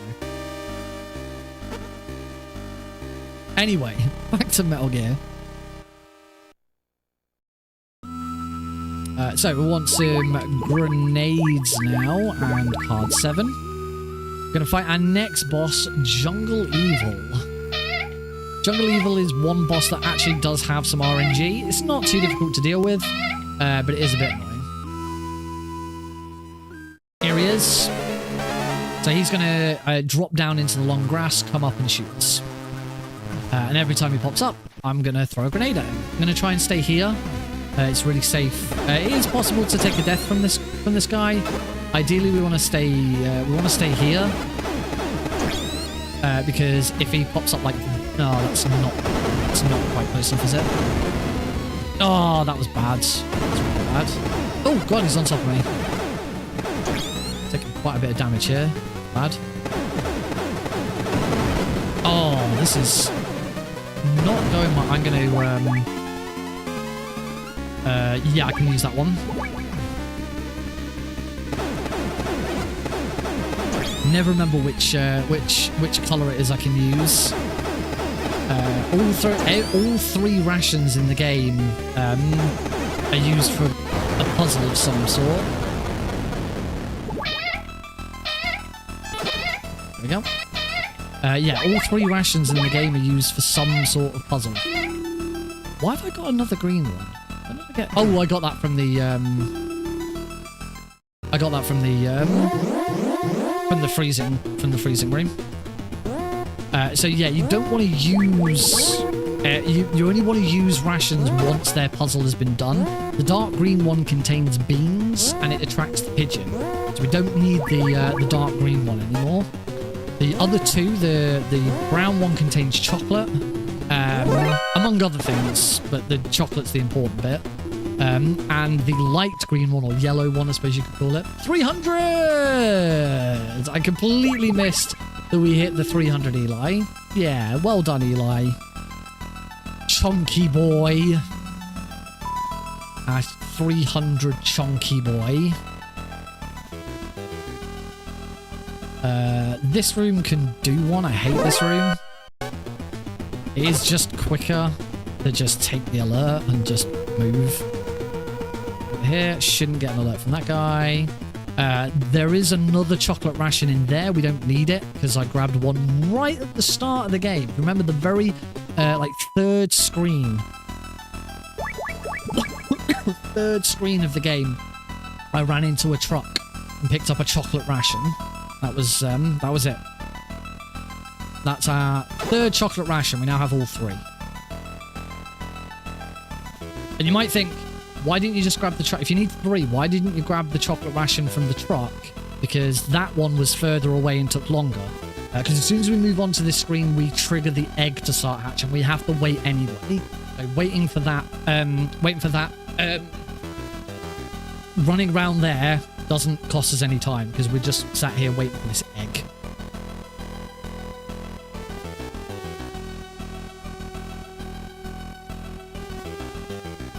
So the way this puzzle works, you can call it a puzzle, oh, excuse me, is this guard is obviously guarding the laser fence.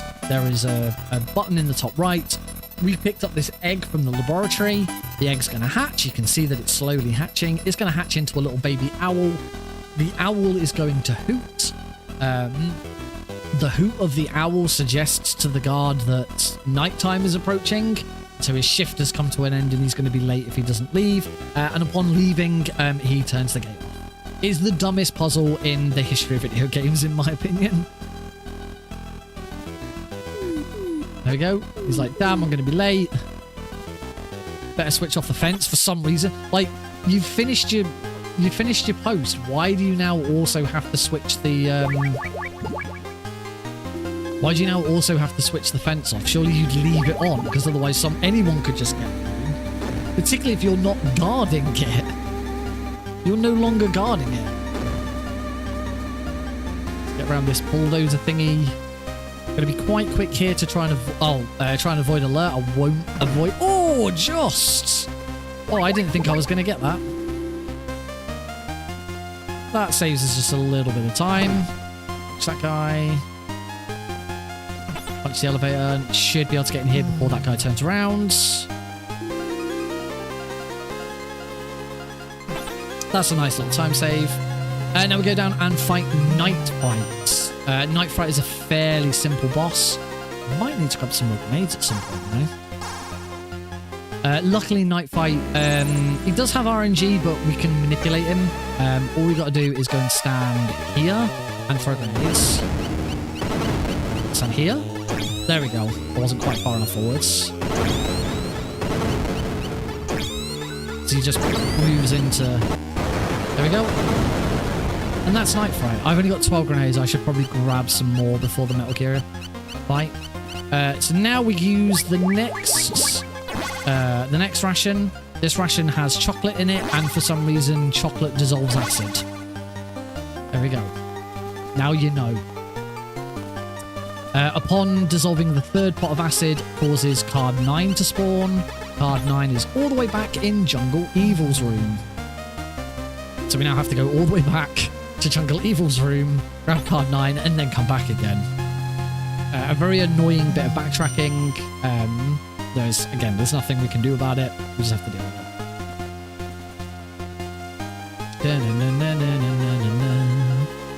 Can't remember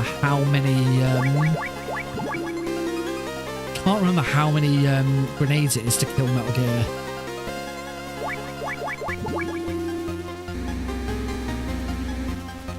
I don't think it's 12, but chances are I will miss some. I might be alright. Usually I'd have more grenades at this point, but I kind of screwed up a little bit with Jungle Evil and threw some that didn't land. And I threw a couple there with Night Fight that didn't land as well. There are actually, there's some, take an alert here because we're going to be taking an alert anyway. Because screw this room. There we go, picked up some spare grenades. Ideally, I didn't want to get spotted there because now I'm going to get an alert at the start of every single one of these rooms. And that just slows things down a little bit. Card 7. Into here. Go grab the card keys, always in the same place. Hola. There we go. Card 9. And now we run back again. How you doing, Kydron? And now we make our way back again.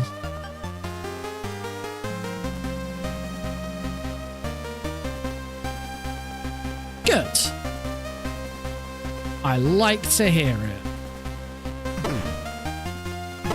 Yeah, no alerts. Oh, until that. That's fine. That's not problems. See, taking alert from one of those security things is fine because you don't the game doesn't pause when you get the alert.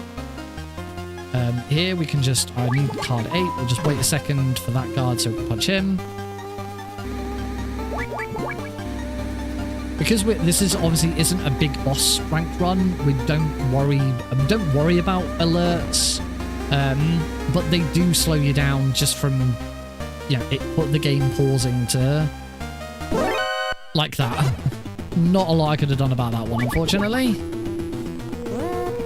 This now means I take a bit of extra damage in here, but again, it's fine. The guards are lousy. As you can see, they are not trying to get to me. Like, that guard on the left, what is he doing? Ooh. It's going to come in and he's just going to sort of wander around and not really do anything. And another one's going to come in, but we'll just move through and it'll be fine. Only canon game you haven't played. Highly recommend it. It's not my favourite game in the series. I do prefer Metal Gear 1 to Metal Gear 2. Metal Gear 2 has a lot of backtracking, but it's probably one of the most impressive games in the series. Here's Madnar and Marv. Marv is unfortunately dead. We learn from Holly in just a second that he's been strangled by Madnar because Madnar's reputation after Metal Gear 1 went through the dropped through the floor and he wants revenge. So he's going to try and kill Snake as well. So for an older fellow, surprisingly spry. But we can do that. 1, 2, 3, 4. 1, 2, 3, 4. And he's dead.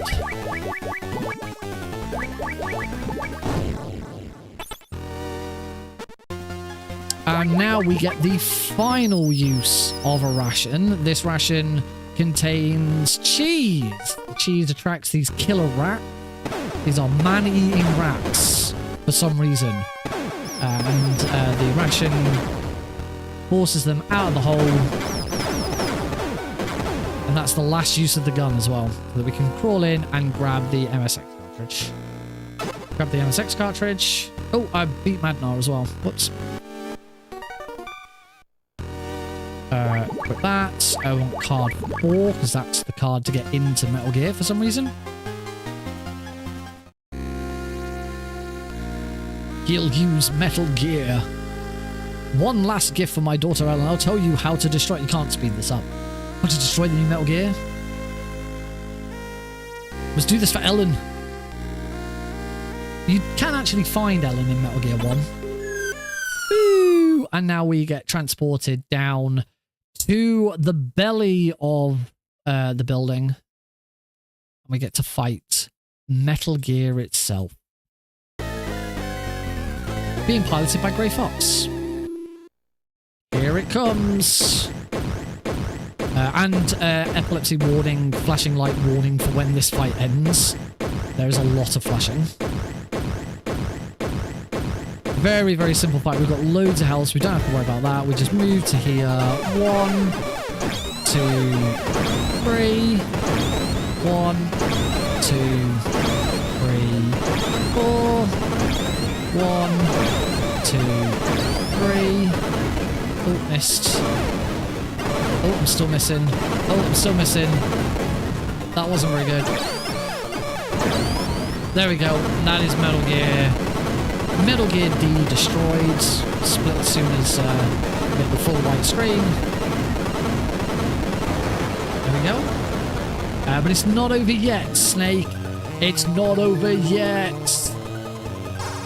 We need to get rid of all of the items in our inventory because they're all on fire. And we're going to go and fight Grey Fox. This is supposed to be a fist fight, but we don't want to do that. We're just going to do that instead. We're surrounded by a minefield, but we've got more health than Grey Fox, so we just let him... We run into the mines and have the mines kill him instead. He's going to, quote-unquote, die. I'm going to see if you've played Metal Gear Solid 1, you'll know that he's not really dead. Sort of. He is dead. They actually bring him back from the dead. He's more machine now than man, twisted and evil. And it's Big Boss, talking more machine than man. With his cybernetic enhancements. Big Boss is a little bit of a puzzle fight. We want card 1. Gonna go and grab one of these rations because we still need these. In here, grab card 2. Equip card 2. Ignore both of those doors because one of them contains card 6 that we don't use. There's card 6. Card 3 is under this table. Gonna equip the ration I had and use that to dissolve that acid. Back to card 3. It's going to get us into here to grab card 4. Card 4 is going to let me in here to grab the lighter. Be careful that I don't walk into the acids. We'll keep card 4 on me. And head into here. More acids. Grab card 5. Equip card 5. Card 5 gets me into the last room, the one that was in front of the acid that I dissolved. And that's going to grab me the aerosol can. Grab the aerosol can. With that, we can now craft a makeshift flamethrower, which we're going to use to beat Big Boss. If he stands.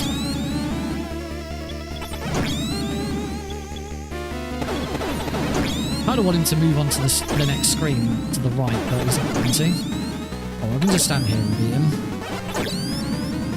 There we go. Here, and Big Boss is defeated. For real, definitely. He's definitely dead, 100%. We killed him at the end of the first game, except it wasn't him. It was Venom Snake, who wasn't invented for 20, 30 years after that game released. This was the actual Big Boss. He was definitely dead and won't make a reappearance at the end of Metal Gear Solid 4. For definite, real. We're done! Just the escape to do. But there's a guard. No. Oh, it was just Holly. Good job, Holly. Well done. Got a call from the pilot telling us he's going to rendezvous with us. Now we got to get out of here. So we're going to go for a run. Oh no. Mandatory alert. But we do get the awesome escape music now. And Snake speeds up. They proper get to jog on to escape. Just look at this pace. Punch the elevator. Look how far he goes here. Whoa! Him going all the way down to the bottom of the elevator there, that's not me. That's how far he runs into the elevator. I don't know why he does that. Pretty weird. So now what we've got to do is get to the end. This is the final split, so I must make sure I don't split. I forgot to add on an extra split for the credits. Normally time would be...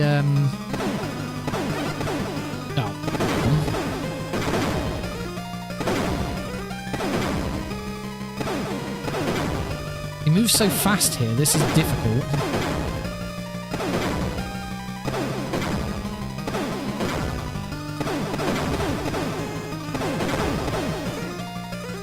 out of ammo.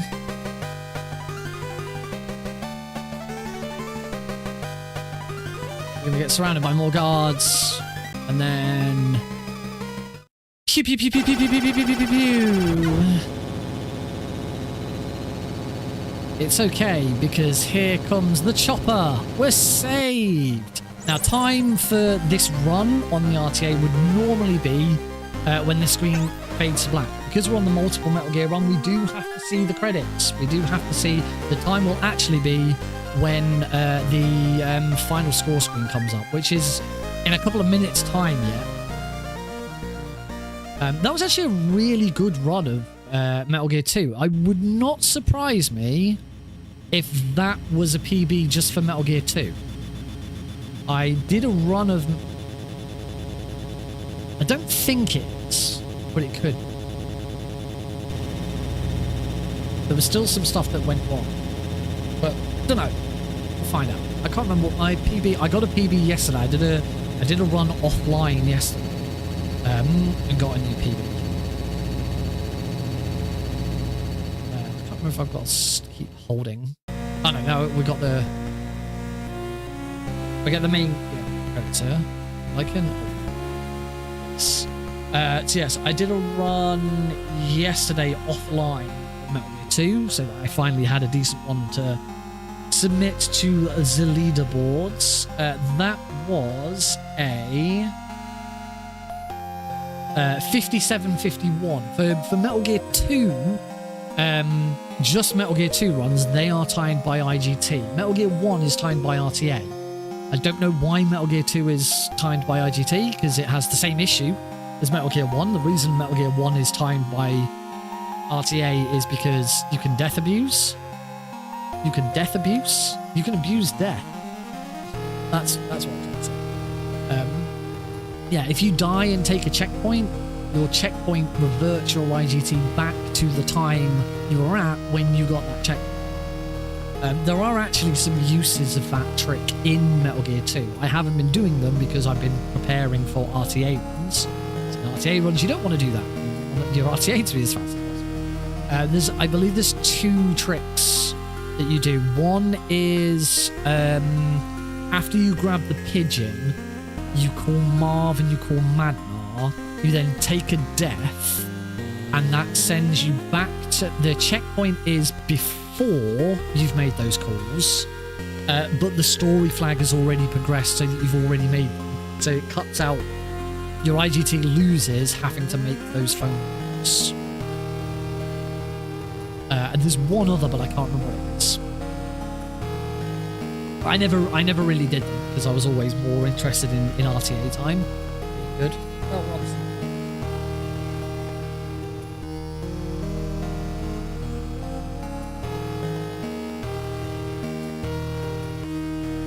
so, whilst we're waiting for the credits, let me pull open speedrun.com and see how this actually stacks up.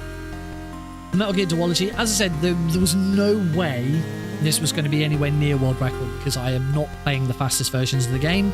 For that, I need to play the PS2 PAL version, which we're going to do next.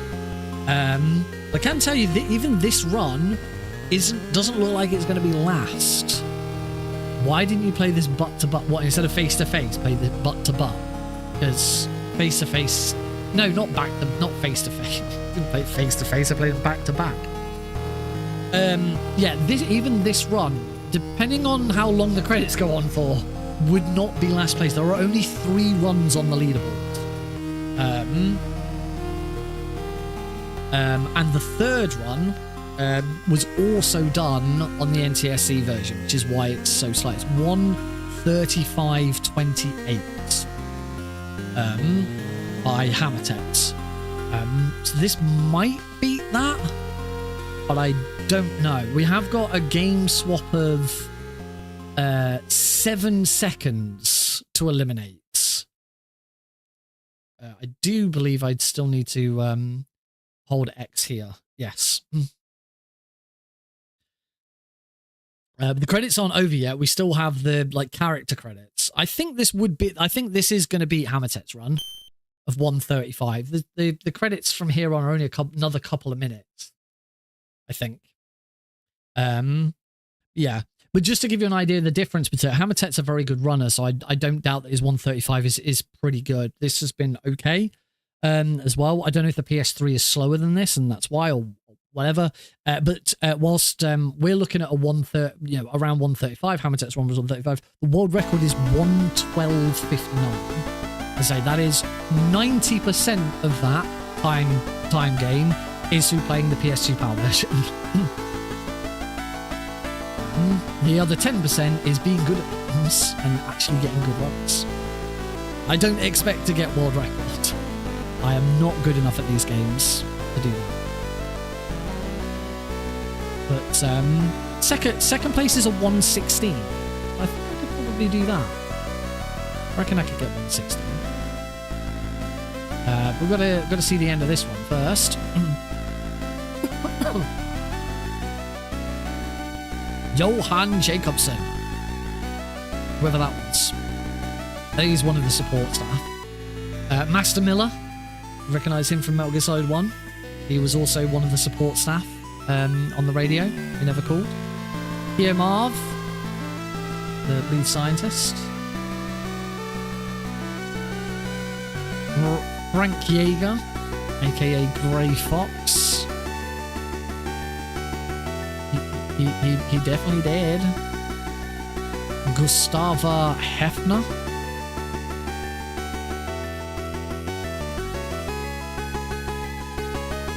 Big Boss.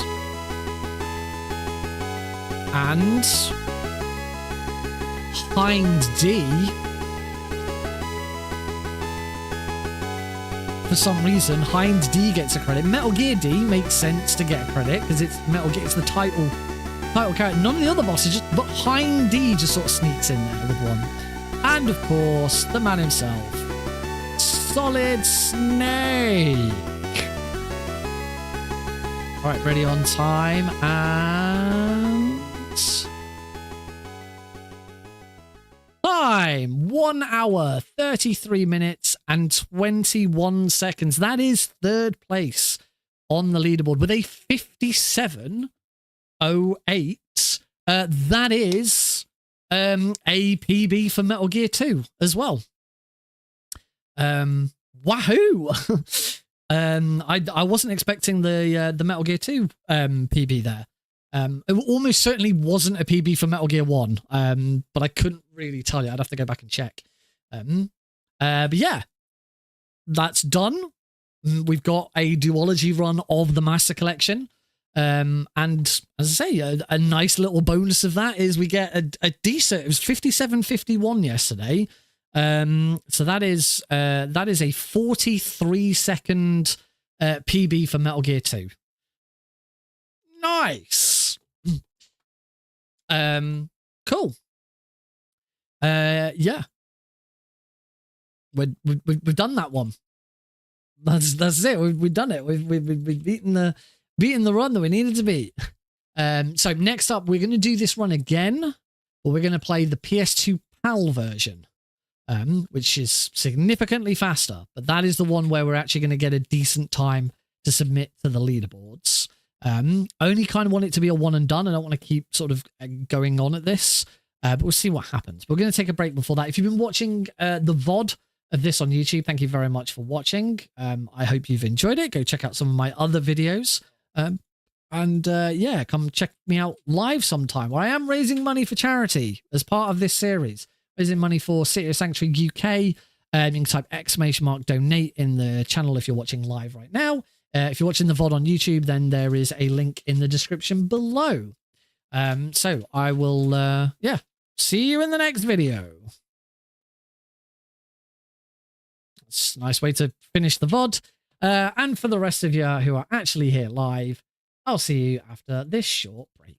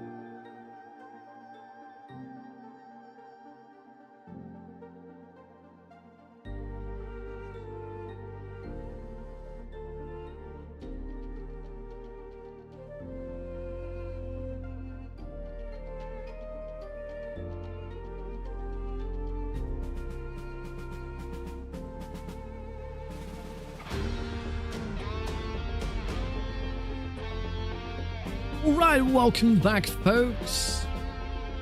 Who's ready for round 2? A slightly faster round 2, or at least it will be when I select the right game. We'll talk about that in just a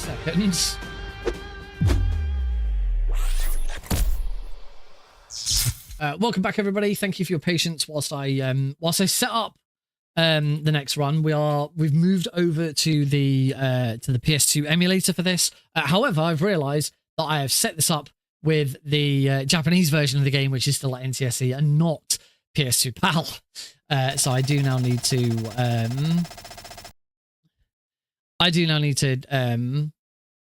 change this.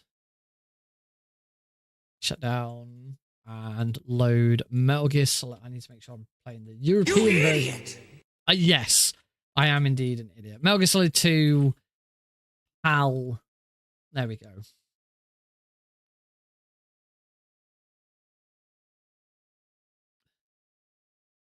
I need to just set a save state for Metal Gear 2 because so this is the subsistence. This is Metal Gear Solid 3 subsistence. This 2 persistence. This is what we're going to be running on. So I'm going to immediately open up Metal Gear 2 first. So that I can grab a save state so that we can very easily swap back to this game. So I'm going to go to game start, hover it on easy, and save state to slot 1. You can't see that because it's off to the side. And now reset. So now at the end of the run, all I got to do is hit F3 and it'll bring that. We'll go straight to Metal Gear 2, which is absolutely fine. We're allowed to use save states to swap between games because the game swap time doesn't count. That's in fact, the swapping using save states on the emulator is the reason, or one of the main reasons that it was decided to remove the game swap from the final time. Because I argued it. I said, if you don't remove it, then I'm just going to do this instead. Which, if I'm going to do this, you might as well just let me use the save state. So we are ready with Metal Gear 1 now. Let's swap on over to our big scene. Right, here we go. Hope I've redone the auto splitter, so hopefully it works. I've also added some extra splits in, so that but you can see that there's an extra split on roof because apparently there was a split missing. But I've also added in extra splits so that when the game ends, the normal time that the game would end, we have a split for the credits because I think that works better. So game start. I gotta remember it's circle this time to skip all the dialogue in Metal Gear, which is fine. In Metal Gear 2, it's circle for both versions. It's only Metal Gear 1 where they changed it. And Eli for good luck, and we get started in 3, 2, 1. Oh, I haven't actually started the auto. Oh, are you working? Bear with me a second.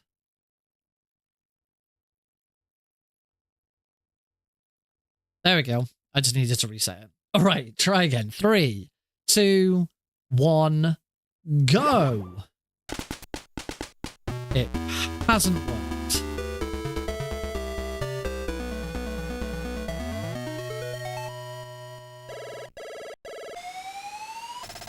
I don't understand why that didn't.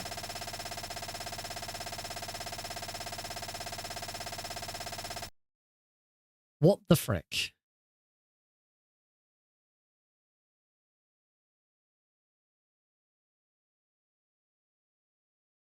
No, I do not know. All right, we're gonna obviously restart this and maybe won't try and use auto split, but I will be back in just a moment because I can hear a baby crying. Yes, we will be right back. I'm gonna go to the break screen, but don't worry, we won't be having adverts and all of that. I will be right back though.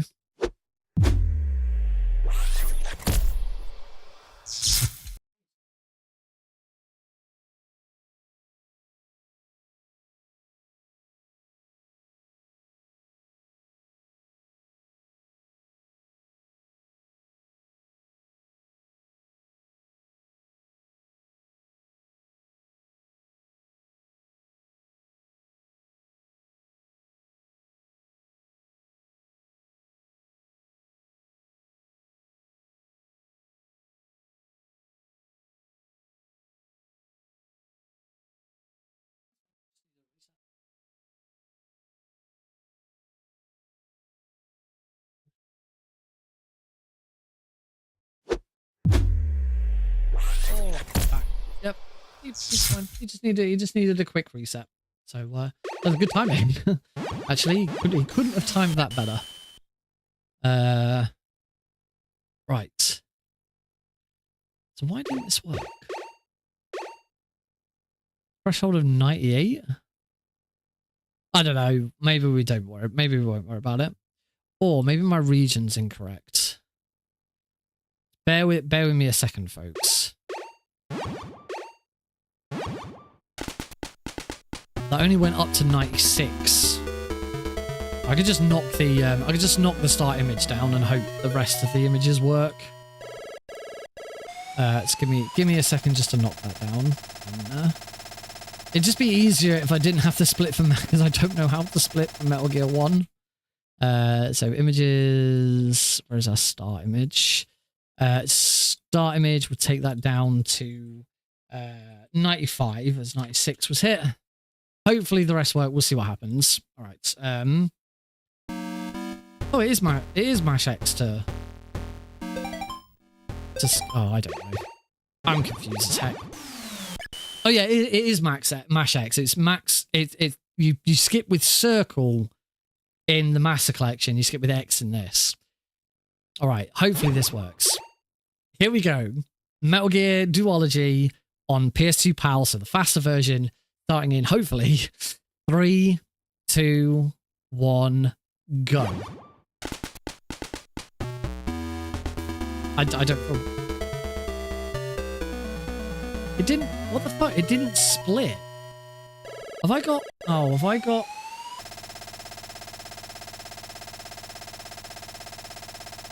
Have I got global hotkeys switched off?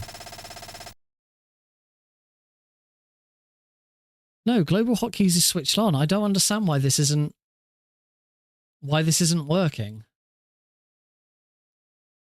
Hotkeys page down. This should absolutely be working. It hit the trigger.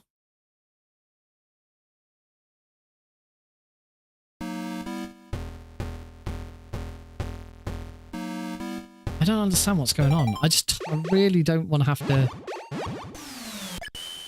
There we go. See, it worked that time. It worked that time when I reset. All right, let's try this again. Here we go. 3, 2, 1, go! Huzzah! We're off. Metal Gear Duologies. This is Metal Gear 1 and Metal Gear 2 back to back, being ran on the PS2 PAL version. Metal Gear Solid 3 Subsistence. Here we go. Right, so we have the game is significantly sped up for this version of the run because we're playing the PS2 PAL version. The PAL version runs slower than the NTSC version because it only runs at 50 FPS rather than the NTSC version 60 FPS. To compensate for that, when the game was ported, the developers of the port sped the game speed up. They didn't speed the music up or the sound effects, they just sped the game speed up, and in doing so over cranked it. As a result, the PAL 50 FPS version runs faster. This applies to both Metal Gear and Metal Gear 2 Solid Snake. So this will be significant. We should see gold splits across the board here, assuming all the splits will work. There we go. We're still running against the same splits we ran with the NTSC version, with the Master Collection. As I say, we should see gold splits across the boards because every single split should automatically be faster. Let's go grab some of these dudes. We're going to equip the rations so that it automatically heals me at the right time. I got shot very early on. I'm just going to let that go. That's already 2 rations. I'm going to need spare rations later on. I've been shot again. It's not getting very good RNG with being shot here. Hey, could you stop getting shot? Shot. Oh, shot again. Really horrible shot RNG.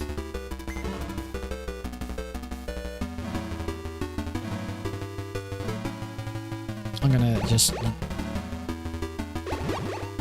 use a ration. Dun, dun, dun, dun, dun. But remember that it's now circle instead of X to use items. Oh, shot again.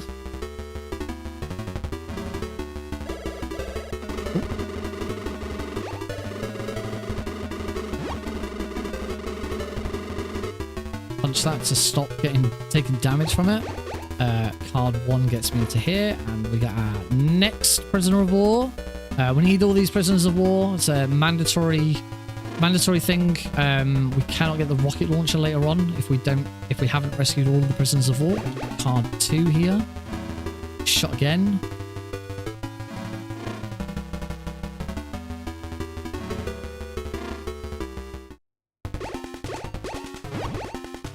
I've used so many rations already. This is insane. Okay, grab that.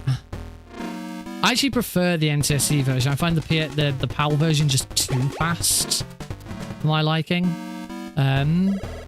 You get a little bit more time to think about what you're doing in the NTSC version. Hey ho. So grab our last prisoner of war for this area. We need 15 altogether. And every time we rescue 5, there will be a rank up. So I'm going to hop down 2 floors.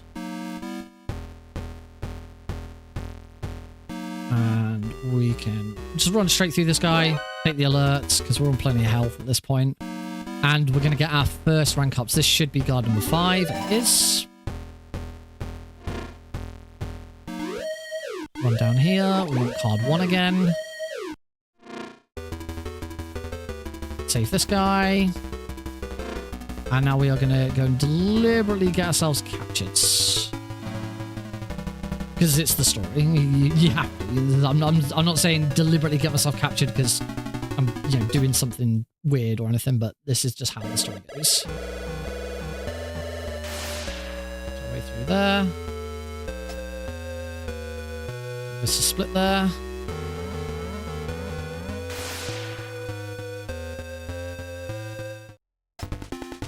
The auto split hasn't moved on when I moved on myself. Get rid of that. 1. I think it's 5. 2. 3. 4. Yeah, 5 will get me to 30. 5. Trap here.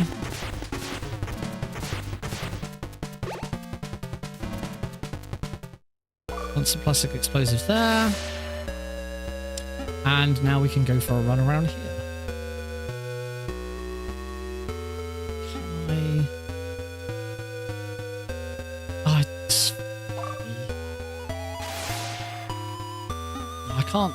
I can't skip the image without skipping.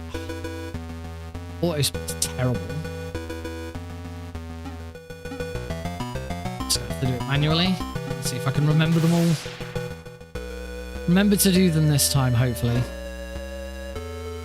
So, make our way in, grab the bomb blast suit. That's the only reason we came all the way through this little labyrinth. Just to grab the bomb blast suit. Yeah, fun. Now we're going to run all the way down here.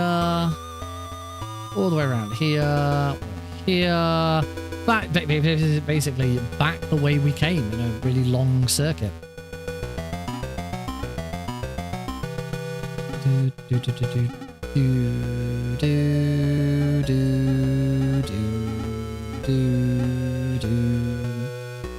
Plant one there. Blammo. Grab the soldier's uniform. It's very important that you get that. I quite often forget to grab the soldier's uniform there. I've got way too low health for the hindy. I've also got bits to do. Oh, split. Let's see if I can remember to split now. Let's go this way.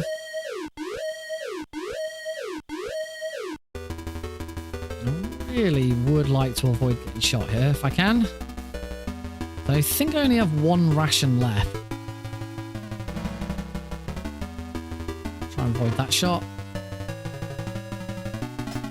Save for next dudes. I am going to need to ration here. Here's Machine Gun Kid. We're going to say hi to Machine Gun Kid, and then we're going to say bye to Machine Gun Kids. Run in here. Grab the parachute. Another very important item. And we've got one more prisoner of war to rescue in this building before we leave. There we go. Grab him. He's saved. Come up here.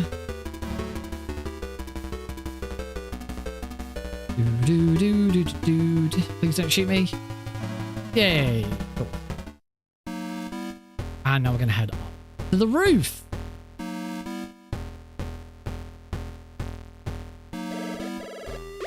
Equip the bomb blast suit and the grenade. Ah.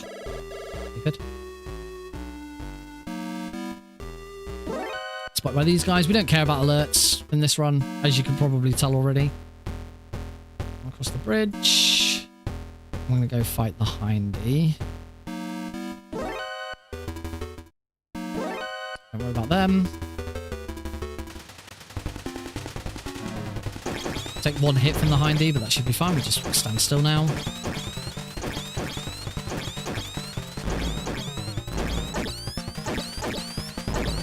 There we go. Hindy is defeated. Equip the parachute now, because we are going to go off the edge there and start heading towards building 2. We're still at building 1, but we are now about to leave building 1. Run down here, up into this truck and grab card 4. Need card 4 straight away, so we'll have that out. Get some damage from that. It's fine. And we're going to go and rescue prisoner of war number 10. So this is going to be a rank up. Rank up on this guy.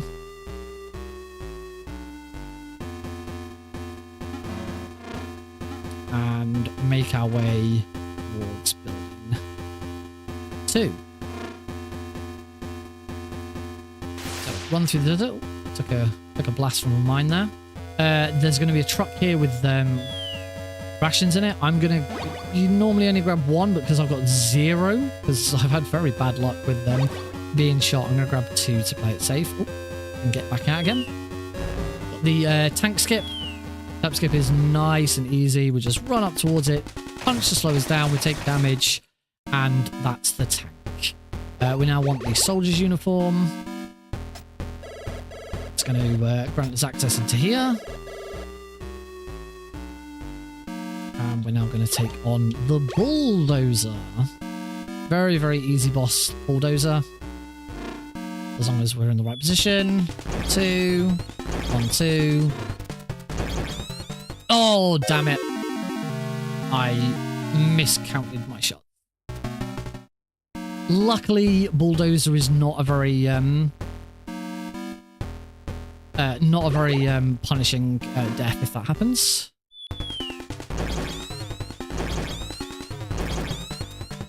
There we go.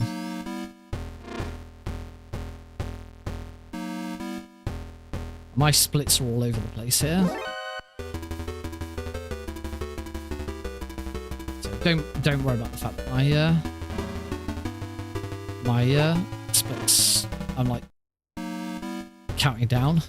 Around the back of this guy. Take the alert here.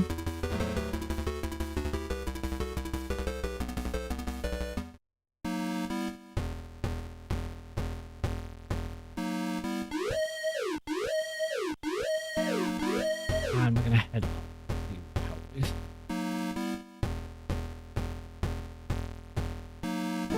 On Hell Roof, we automatically get an alert. There's nothing we can do about that. The whole point, that's why it's called Hell Roof. Grab, there's a couple of, actually there might just be the one prisoner of war to save there. Just going to make our way through, try to avoid getting shot if I can. But I've got rations, so I'm okay. Card 4. There we go.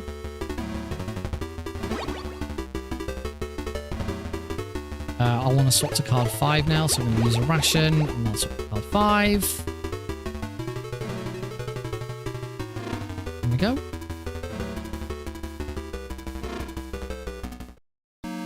And done. There we go. Splits have kind of fixed themselves a little bit. We're going to head all the way down to the basement for our next boss, which is Fire Trooper. Which Fire Trooper is another boss that we just get to ignore. We don't have to fight him. Just ignore him. Run up into here.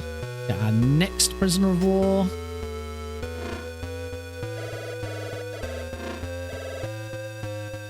There's a gas chamber in here.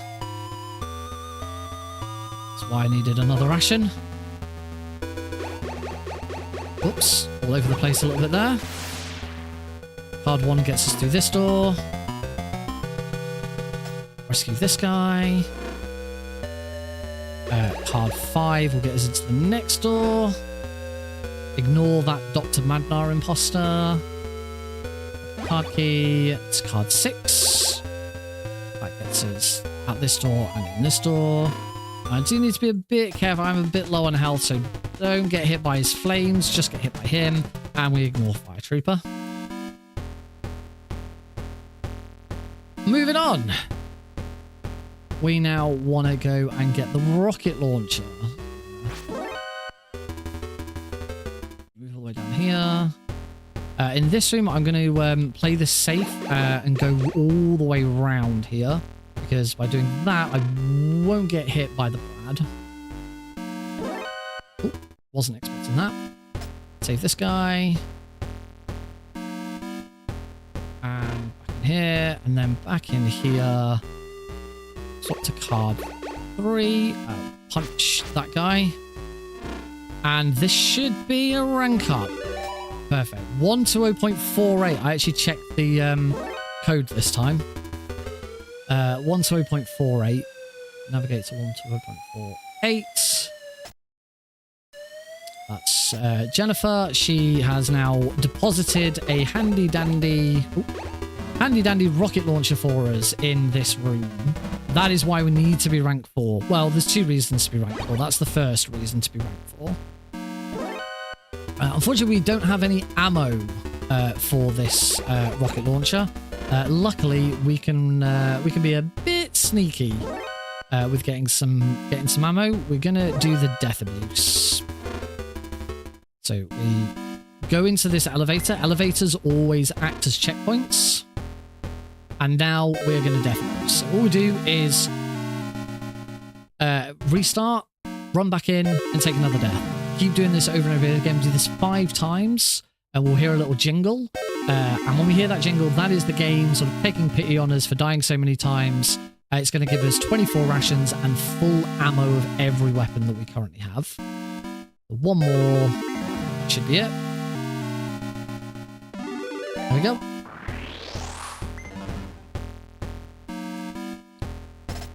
Sleepy, so now we can equip the rocket launcher and take care of the bullets. It's 1. It's 2. So that's the Brad's taken care of. Card 2 gets us through this door. We want to call Jennifer again, because she's now going to open this door. So this is the second of 3 reasons to get rank 4. Jennifer won't open this door if you're not rank 4. Grab the compass. The compass gets through the deserts. So the thing with this game is very much a game of do this, then get this so that you can do this, so that you can do this, so that you can do that and the other. Want card 5 again. Because now we're going to go back to the elevator we did the death abuse on, but we're actually going to use it this time. Be sleepy again, so just leave him alone. Wait for those. Up we go. And down just the 1. Because next comes the scuba skip. Move into here. So we are back at the start of building 2. You might remember or recall the what this looked like. Oh, wrong way. We're going to do the scuba skip. So this is the other reason to be rank 4. On easy difficulty only, Snake at absolute full health whilst on rank 4 can survive this without the scuba gear. Only just literally one tick off death.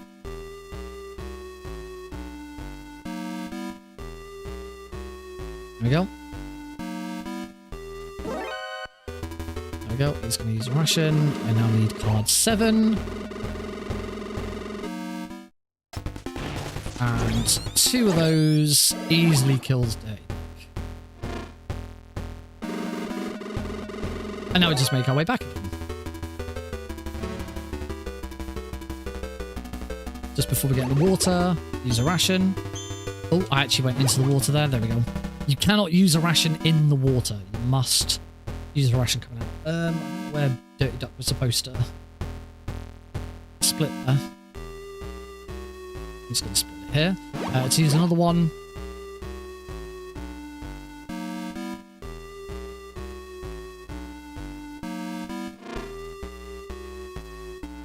Into the desert. We can equip the compass. My splits are again all a bit all over the place. Not quite sure what some of these are supposed to be. Moving up. Doesn't matter that we've been poisoned by these scorpions. Take an alert here. Want card 7 to get into this building. Plastic explosive to get through this door. Oh, done with that. Oh! I thought you could make that. Apparently not. Alright, luckily we're not gone back too far. Don't know if I made a... I must have made a mess of that. Just play it safe.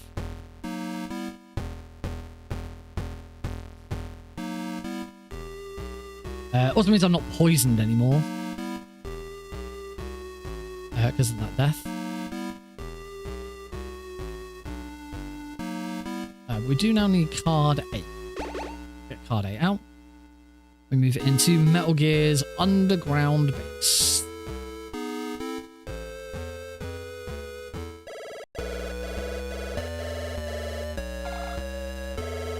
Cameras here, no problem, as long as you keep moving.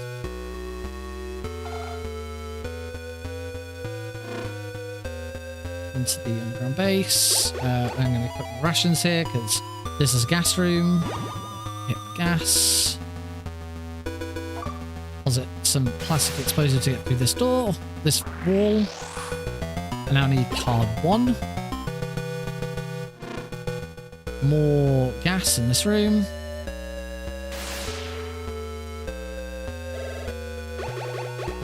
We can now just keep on the and we fight Metal Gear Rex. It's right first. Right. Right. Left. Right. Left. Left. Right. Left. Left. Right. Right. Left. Right. Left. Right. Right. I actually remembered it this time. Made a bit of a meal of it last time. So that's the TX-55 beaten. Go fight Big Boss. Big Boss is nice and easy. We just run to here and 1, 2, 3, 4, and he's dead. On to ladder choice. And that's Metal Gear. As you can see, even with a couple of deaths, I'm still 2 minutes ahead of my time from the NTSC version.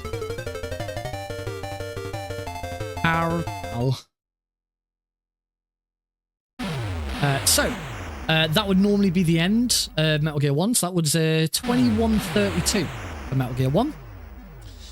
But we still have the credits to watch. For the multiple Metal Gear runs, you have to see through the credits to see the score screen. So the RTA for this game ends at the score screen. So we're just going to sit through a couple of minutes of credits, and then we move straight on to Metal Gear 2. Hopefully we will save even more time.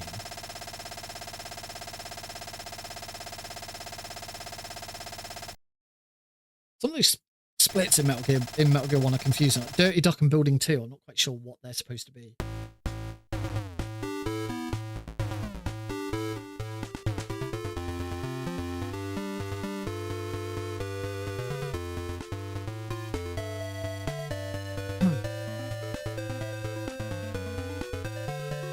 Do-do. Do-do.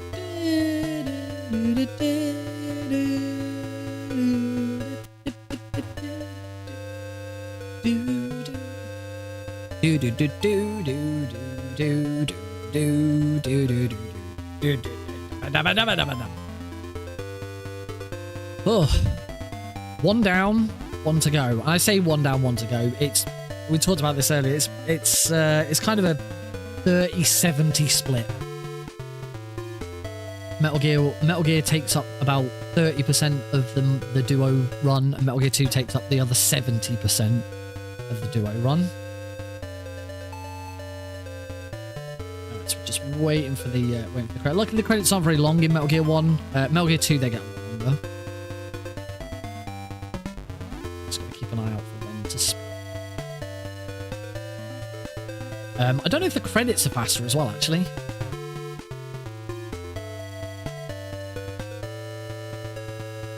Can't really tell because we've added an extra split. One would assume the credits are faster in Metal Gear 2 and Metal Gear 1. If the credits are faster in Metal Gear 2, that's a massive time save just for credits.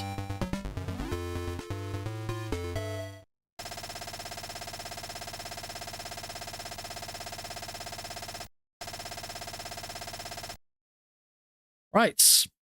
It's the first one done. 2027 on the IGT. We can immediately 3, 2, 1, go. We move straight onto Metal Gear 2.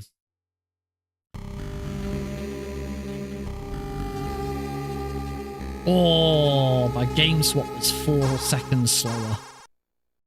Apparently.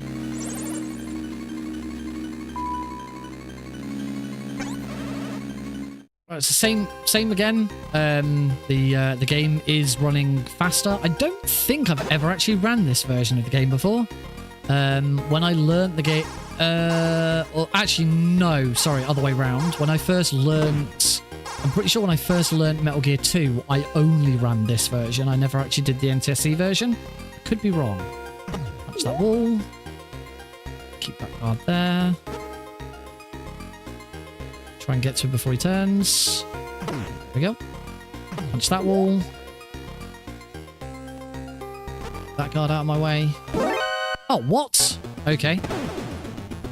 Never mind. Not a big problem. Hopefully. A pistol. Means we lose the manipulation for Black Ninja. You need to get to Black Ninja without an alert in order to manipulate him. Oh well. Right, let's go for a run. Of course, the nice thing about, because we're running the PS2 PAL version and it is faster, it means really annoying things like waiting for elevators and Green Beret are significantly faster.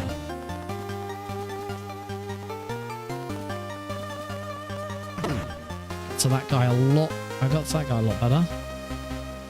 Good. Just have to wait there for that guy to move out of the way.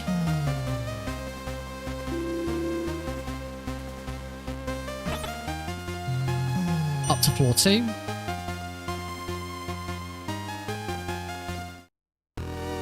And pop over here. Grab keycard 1. Distract that guy. And head up to floor 3. We do now need to equip some stuff. Got our pistol ready for Black Ninja and keycard 1 to actually get to Black Ninja.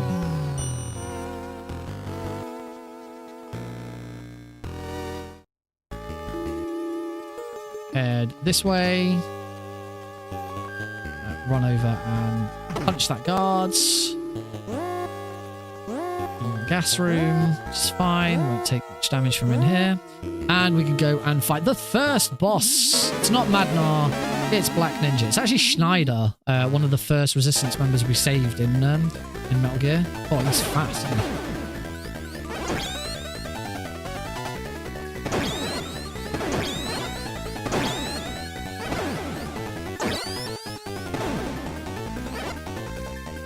There we go, and he's dead. That was, I was a bit worried there. What? I go 20 seconds faster. That whole section, apparently.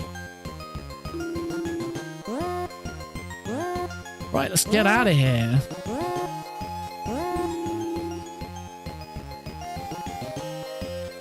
We are done with this floor. That's it. There's so much of this floor, but we go straight to Black Ninja and straight back again. There's like so many rooms in here that we completely ignore. Right, we're gonna head down to Green Beret. I'll say at least it's a little bit faster on the PAL version, but it's still not what happens. Just wait for that guy to come to there. Down here. Punch. Distract that guy. Move to here. Punch. And then we are going to deliberately take an alert here to move Green Beret closer to the exit. Nice little manipulation here. Run up. Give that guy a little tap. Top to the key, to the level 2 card key, and there's Green Beret on his way out. Second, there we go. Right, and now we get to just follow Green Beret around. I don't know why I'm waiting there. We don't need to wait there. What? Do do do do do do do do do. Do do do do do do do do do do do do do do. Do do do do do do do do do do do. No, this is not Cat Jam. This is the complete opposite of Cat Jam. I hate this section. I hate this piece of music. I hate the idea of this. It just sucks. Snake is a bloody mercenary. Like, special forces, foxhound. You know, I'm pretty sure he could find his way through a freaking jungle. I just gotta go north. Let's go up. Yeah, go right now. No. I can't actually remember what happens if you go though. I think, if I remember correctly, you go onto a version of the screen where the path is blocked.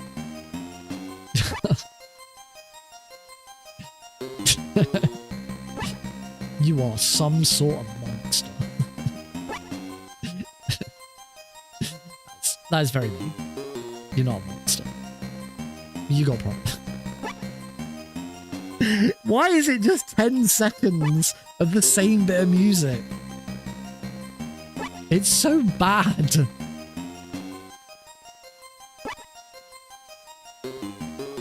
Cat Jam didn't catch up. I was wondering why it didn't look like it hadn't done an actual emote.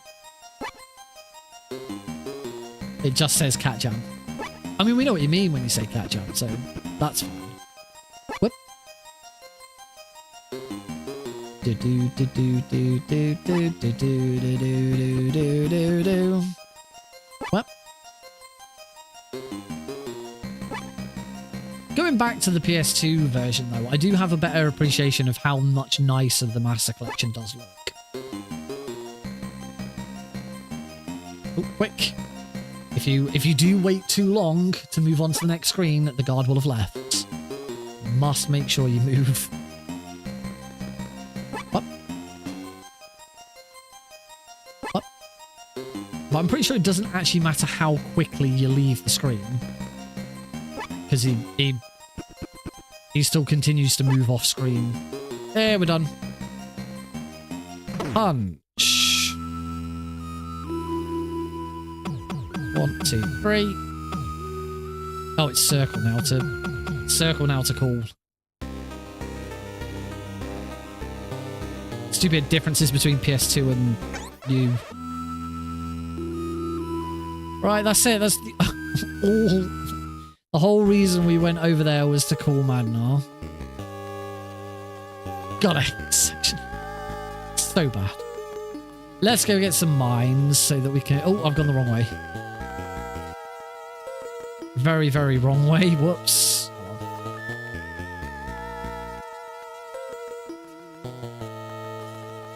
Go get some mines.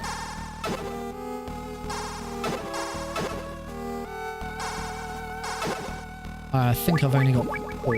Oh no, I've got 5. You want 5. You want 5 because you want 1 spare one to act as this. This is the item you equip all times.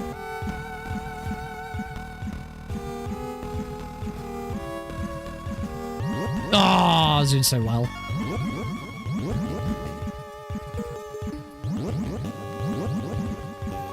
One day I'll learn my way around this bloody bog. Ah. It's actually on the... Oh, it is actually on the bubble. The bubbles are really helpful. I don't use them properly. Right, get through before that guard comes. Switch to card 1. And in we go. Is Running Man. He's going to go for a run. Run, run, run as fast as you can. You can't catch me. I'm the Running Man.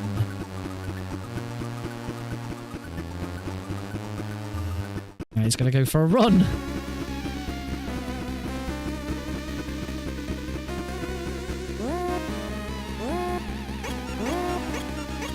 Actually, it's faster to do it this way. It's 1, 2, 3, 4. Only thing is, if you do it that way, he ends up here instead. I suppose you still got to move around no matter what happens anyway. Grab card 2. Card 3, even? Yeah, card 3.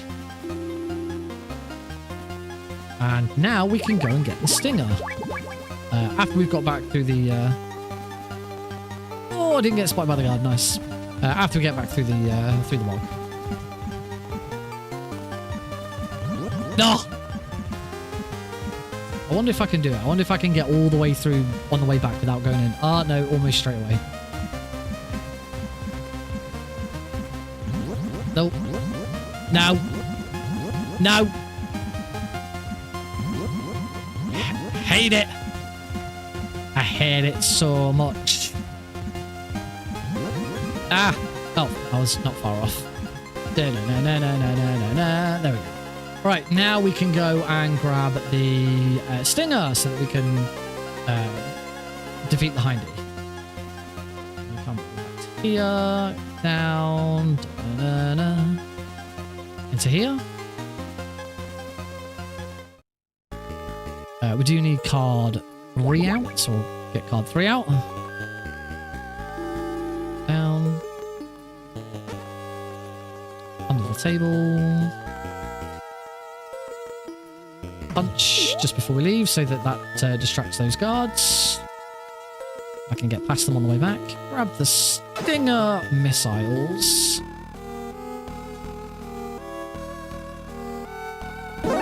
Oh, nice. Oh well. Not a huge issue that. Cool. And now we can go back in the jungle again. If only this was the worst patch. Lol. That guard spotted me. That was funny. So that'll... Hey, Callista! Oh, we'll go up here. Make our way over to the hindy. Take some damage from a mine. Take some more damage from a mine. Take some more damage from a mine. It's fine. We'll go up here. No. Punch that guy. So I can go through here. Punch that guy. That was fast. And get ready to fight the hindy. I'm doing alright. This is my second run of this evening. The first one was on the Master Collection. I actually got a PB for Metal Gear 2, which was nice. The Honda. The Honda D. I like it. It's going to move on to the next screen. Equip the stinger and kablamo. 1, 2, 3. Perfect.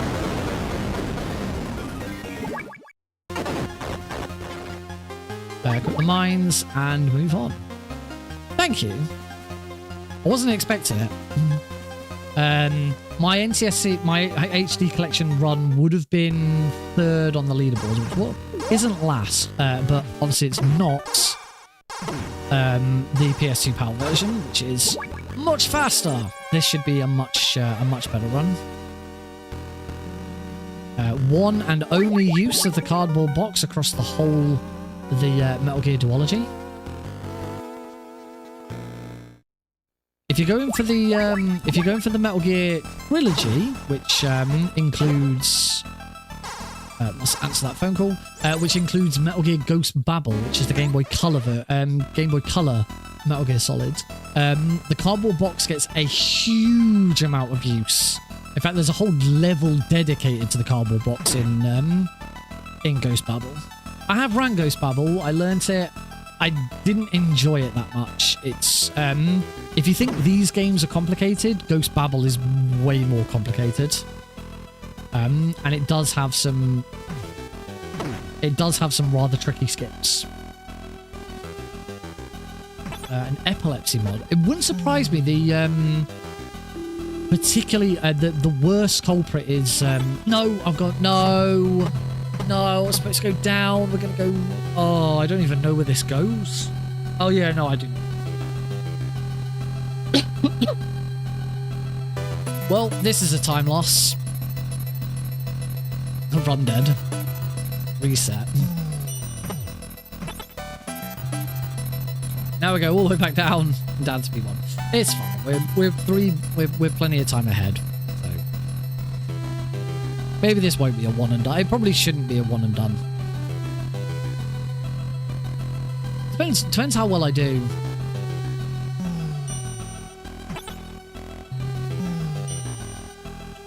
Into B1.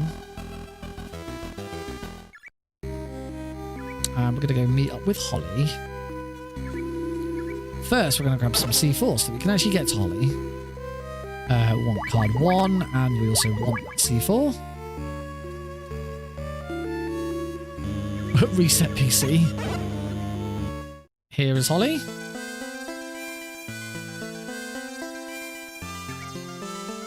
Oh, look at that. Look at that time loss. Ugh. Boo! Every single split should be gold in this run. Go for a dive. Whee! Up.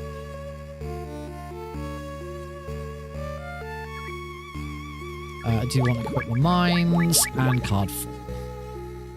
We're going to head to the armory in building 1. We are now back in building 1.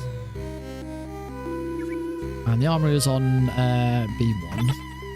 The one and only time we go to the armory is obviously, it's an armory. It's filled with lots of weapons. But we only ever need one, and that's the grenades, which we need card 2 to get in here. Then need card 4 again to get into the grenade room. Punch there. It's going to distract that guards. I was a little late getting into the room, so it wasn't quite in the position I wanted him to be in. Oh, he spied me. Never mind. So, a very minor time loss, but obviously they all add up. The more alerts you have, the more they all add up and eventually get you. Don't turn around. Don't turn around. Oh, I got lucky there. Back down again. Go back down to P1. So we've got our grenades. We can go and fight Red Blaster now. I'm going to go the wrong way again. I did the exact same mistake in the first run.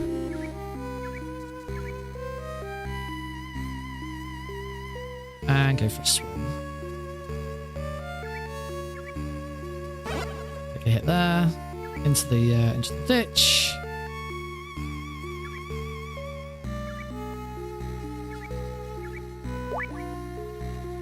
Go, Snake, go. I always hate that bit.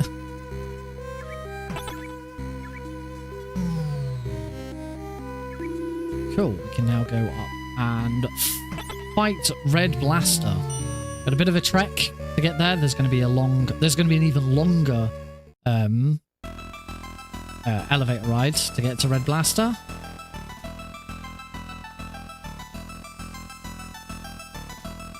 our way around the maze. Say it's not really a maze, is it? It's a big windy corridor. Punch that button. And going up. A little bit of a wait to get up to Red Blaster's floor here.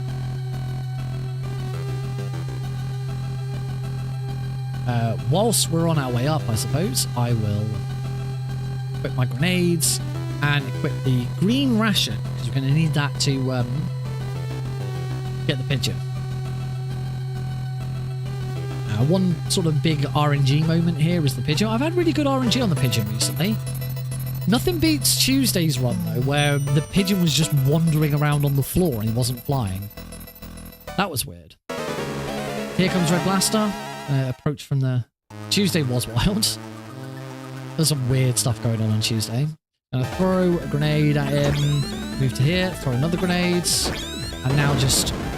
every time a grenade lands, throw the next one.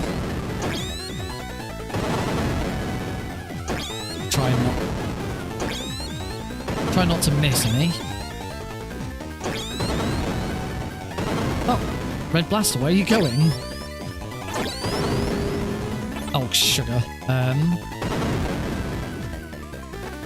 That was awkward.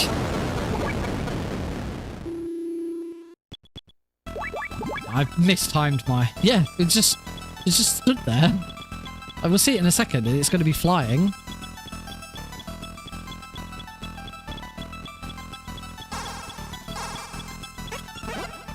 Oh, you could see its bloody... where is it going? I've not seen it take that flight pattern before. Oh, it's going to be a bitch, isn't it? Oh, you're going to be a bitch. No. Bad RNG. Oh, this is terrible RNG. Come on. Yay, got him. Right, we now call 140.51. That is Marv's number. We can't understand Marv, so we're going to call Dr. Madnar. Like, what's he saying? Russian. He's speaking Russian. It was just Russian. It was really simple. It was Russian. I thought it was some other... I thought it was like Lebanese or something a bit more obscure. But no, it's just... he's Russian. We need Gustava because she speaks Russian. We're now also done with that ration. We can use that ration however we want now.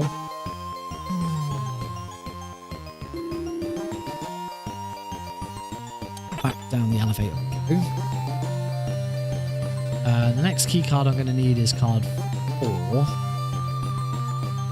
I think. So we're going to head to building, back to building 1 and to floor 4 of building 1, which we didn't go to first time. Couldn't have gone to because we didn't have card 4. And that is where Gustava is hiding out. I just hope I get that building right.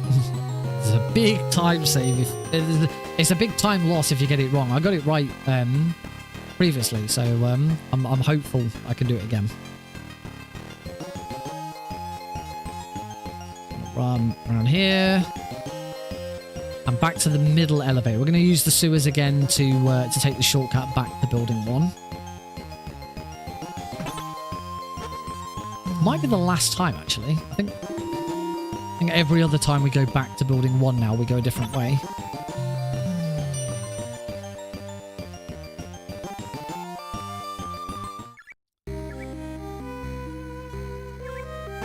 Some damage from the mines. All the way down the ditch. And across. This side. There we go. And make our way to floor 4. We're going to do an elevator transfer partway through because the elevators in this game don't make any sense. Why that elevator doesn't... Why there isn't just one elevator, I don't know. So that goes up to floor 2. We have to get off here. Now we have to swap.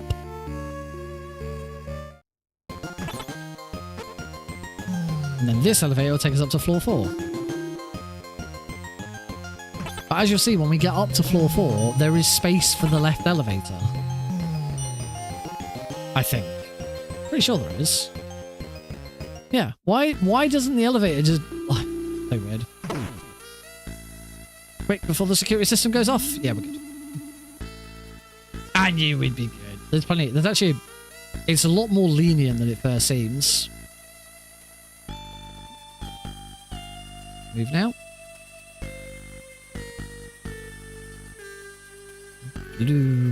I want card 1 now. This bit's a good bit for testing your memory. Can you remember which card is for which room?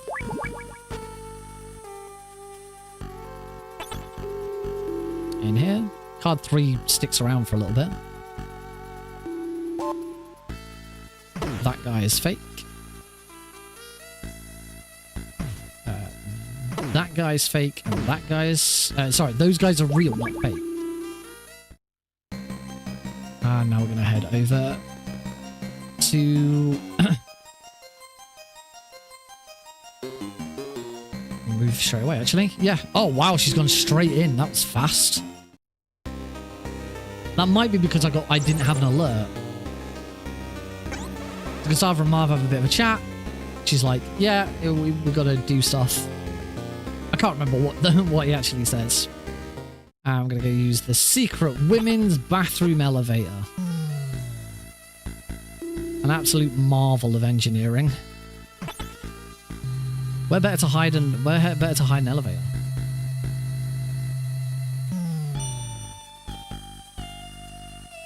Down into the secret underground area that is patrolled by giant robot bulldozers for some reason.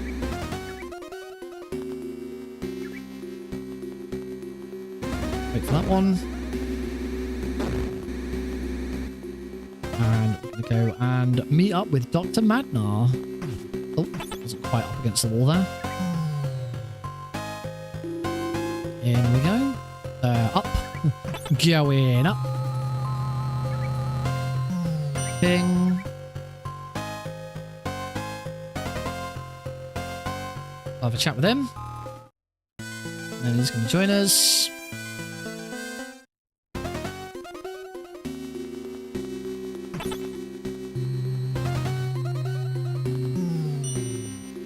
He also gave us card 5, which is very, very nice of him.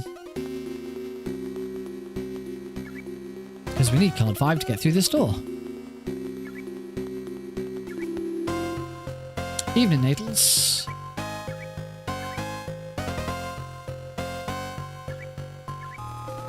Madnar needs a break. We've only been walking 20 seconds. Madnar's like, oh, I need a break. Gustavo and Snake have a chat about Gustavo. She's an Olympic ice skater. And she also talks about her ex-boyfriend. Who, yeah, definitely just some random person. It's definitely not Grey Fox. Going up here. I can't remember which way. I gotta remember which way I'm supposed to be going here.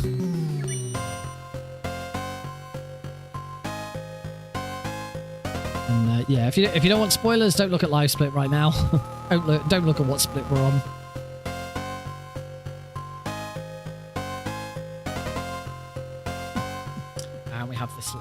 This little cutscene which we cannot skip. We have to watch this one out, and you can't speed up the dialogue.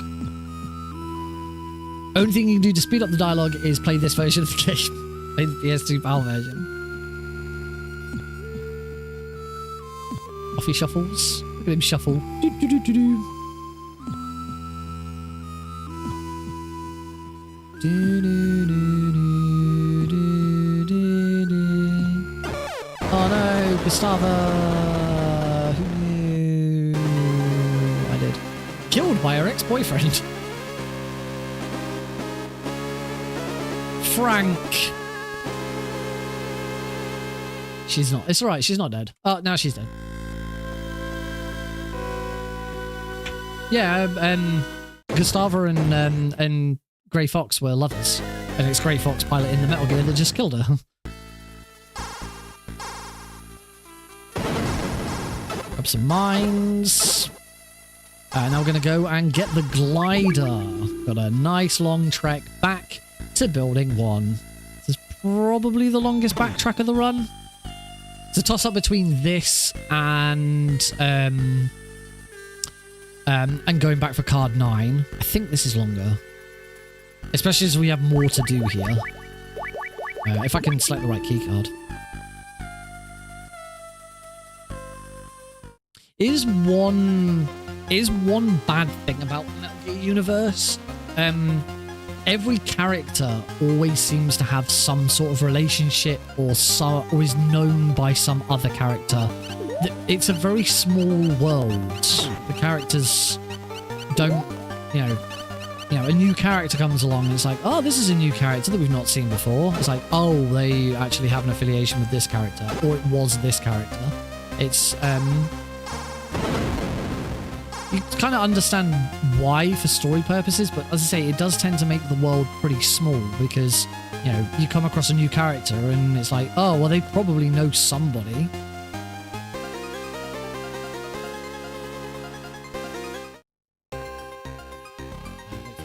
Turn. Punch. Any opportunities to punch that guard is a good one. If I wander over here. I still haven't actually worked out which guard I'm supposed to... It's not this guard that I'm supposed to distract. It's this guard that I'm supposed to distract. So I'm pretty sure I want to punch that and distract that guard now. We'll see what happens. Card 6. Yeah, some other sort of relationships you might not know about. And again, it makes the world seem a little bit small. Richard Ames from Metal Gear Solid 2. Is I don't think they were married. They might have just been. I think they were just partners. Yeah, Ames was in a relationship with Natasha Romanenko. Oh, it is the top guard. Oh, I'm confused now. I think it's mentioned in like in Metal Gear Solid 2's like extra bits. There's a book that Natasha wrote about the events of Shadow Moses. I think it's mentioned in that. It's actually more discussed in the novelization of Metal Gear Solid 1, which is awful. By the way, I have it. I've read it. It is awful. The guy who wrote it clearly had not played the game and had no idea what Snake's character was, because he writes Snake as this like edgy action hero, which just doesn't make sense. Yeah, just it's not a good read. I'd recommend it. I'd give it a go. I'd still recommend giving it a read, but just go into it knowing that it's pretty bad writing. But the opening chapter of the novel actually goes into the relationship between Natasha and Ames. And I think Ames visits her looking for a favor or something. Oh, that guy was just in my way. That's okay. Not a problem. Well, this character wasn't this character you thought for yeah.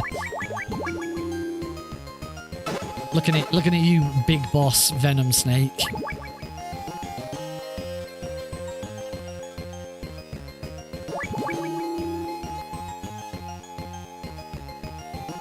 I've been doing that room wrong.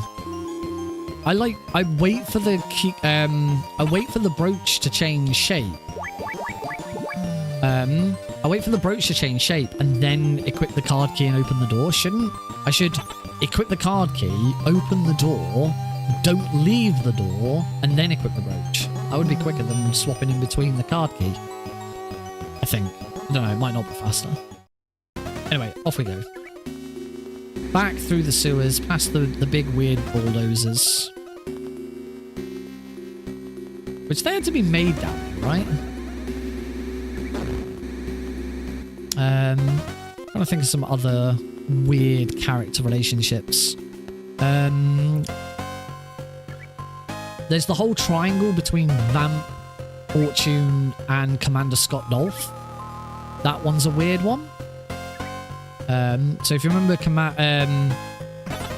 Commander Scott Dolph, who gave the speech to the Marines in the tanker section of Metal Gear Solid 2. He is Fortune's dad, and he is also Vamp's lover, because Vamp is bisexual, where the name Vamp comes from. He is not called Vamp because he is a vampire, he is called Vamp because he's bisexual. A bit on the nose. Yes, he is Vamp's former lover, which is why Fortune and Vamp have such a good relationship, because her dad slept with Vamp. And you gotta wonder, how did that relationship come about? He's working for Dead Cell as a Romanian wizard, knife wizard, and he's a commandant or commander for the Marines. How? This is what makes the Metal Gear universe really small. Really dumb relationships like that. How's that a thing? Anyway, let's fight the Four Horsemen. And this will give us a good indication of how we're doing with this run, actually.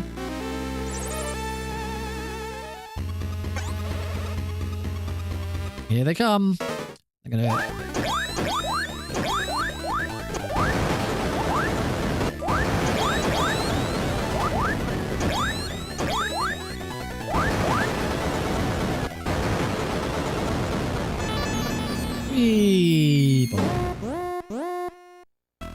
So that's the Four Horsemen. We are coming up to 5 minutes ahead, which is good.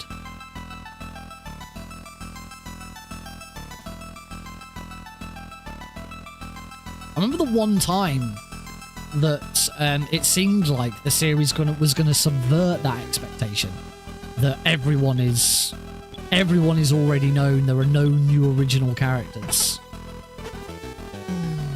We're gonna go up this elevator now.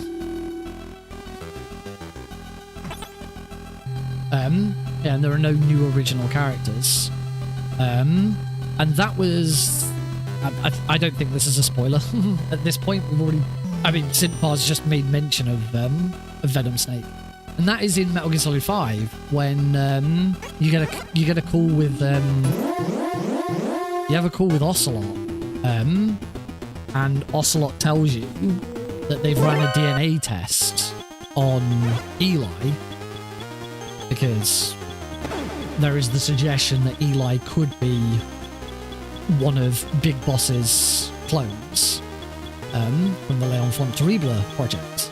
So you decide, as a team, you decide that you're going to do a paternity test, and Ocelot comes back and he tells you that the paternity test was false, and that Eli is not Big Boss's son.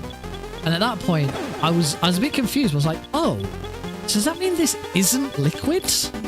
And of course, that should be one of your big clues that no, it's not that he's not Liquid, it's that Big Boss isn't Big Boss. But that's what as I say, I genuinely thought that is where the series was going to try and subdue the idea that everyone is already known by saying, oh, this Eli kid is not actually Liquid, it's someone else. It's some other character. We're actually not going to introduce Liquid at this point. But then the game goes, actually, no, you're not Big Boss. Spoiler alerts for Phantom Pain, by the way.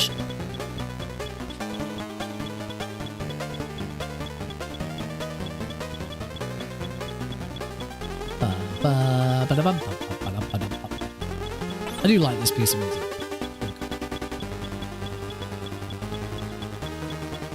Out of it. Yeah, I mean, surely a clone would pass a paternity test with absolute flying colours. You can't get much more of a match than a straight up clone.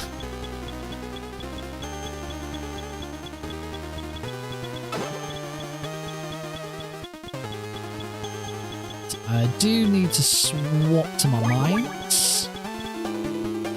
Right, can I get this room right? It'd be nice to get this room right for a change. So I'm going to go right straight away. We're going to bump that. Up here. Punch. Cause that guard to go over there. Get to here. Punch. Yes! Did it. Get the cigarettes out. Snake wants to smoke. We're going to do is wait for Snake to start smoking. That's going to tell us the wind is in the right direction. There we go. And we can go with the... That was nice.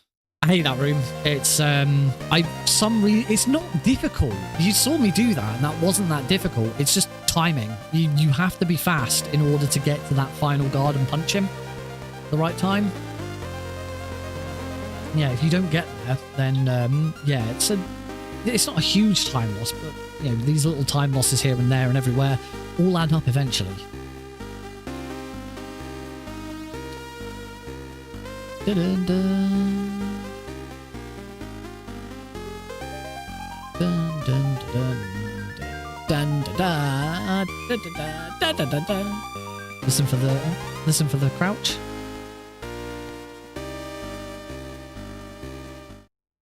Oh, he didn't crouch. There's usually a crouch noise there. Right, we need grenades and we need card 7. Drebin's a very good example that does subvert that. Drebin is indeed his own character. Drebin was a brand new character for Metal Gear Solid 4, has no affiliation with any other character in the series. Grab some extra grenades ready for our fight against Metal Gear. Now we just gotta wait for Jungle Evil to... Is that gonna hit? Nice. Oh, let's get more precision. Quick, get him before he drops. Not sure if that hit. Whoa! You little monster. That should hit. Yep, it's good. I think it's one more.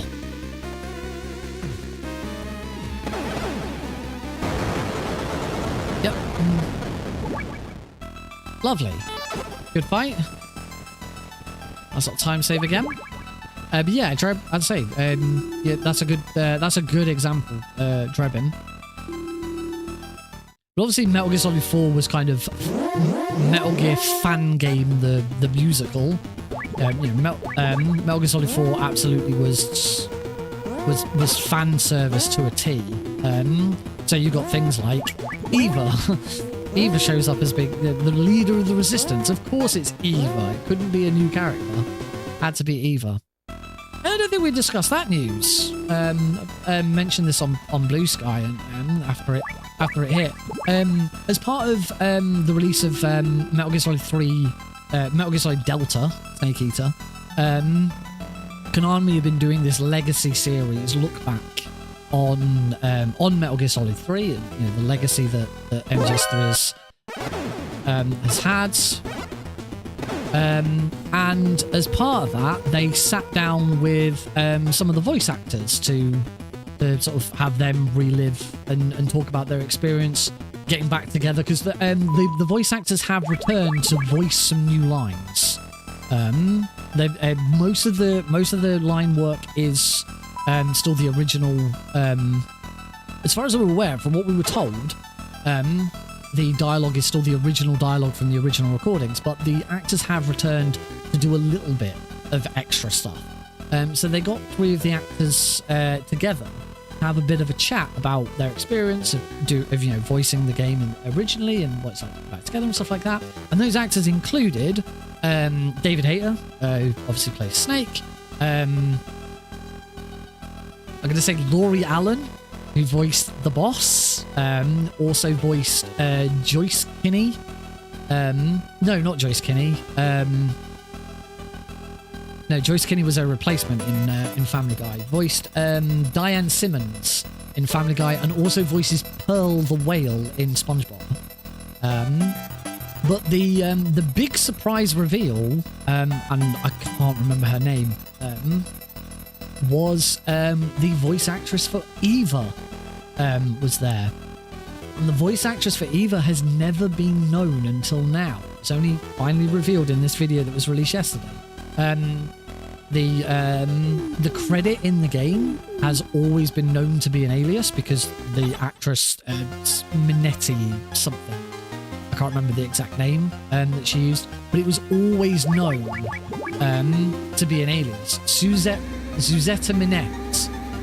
That is the credit that appears in Metal Gear Solid 3. And it was always known that it was an alias because that person doesn't exist. That voice actress could never be found on any register or anything like that. It was very, very clearly an alias. And it was an alias used by, as I said, Jodie Benson, who is best known as the Little Mermaid in the original Disney Little Mermaid film. So yeah, when she did Metal Gear Solid 3, she used the alias, and it has never been revealed until now that it was Jodie Benson who did the voice. Because she was very well known as a child voice actor, she'd worked with Disney a lot. They decided to give her an alias so that it didn't cause any problems for her.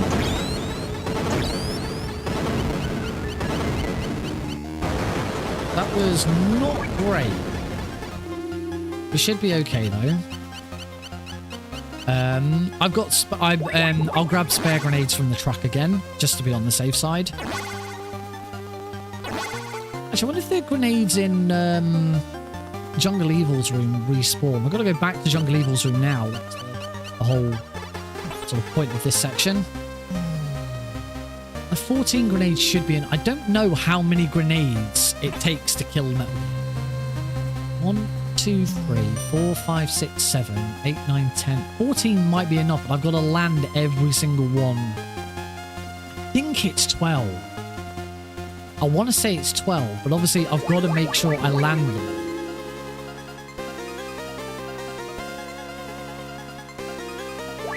It's, yeah, it's not unheard of. Well, it's not unheard of in the Metal Gear, series.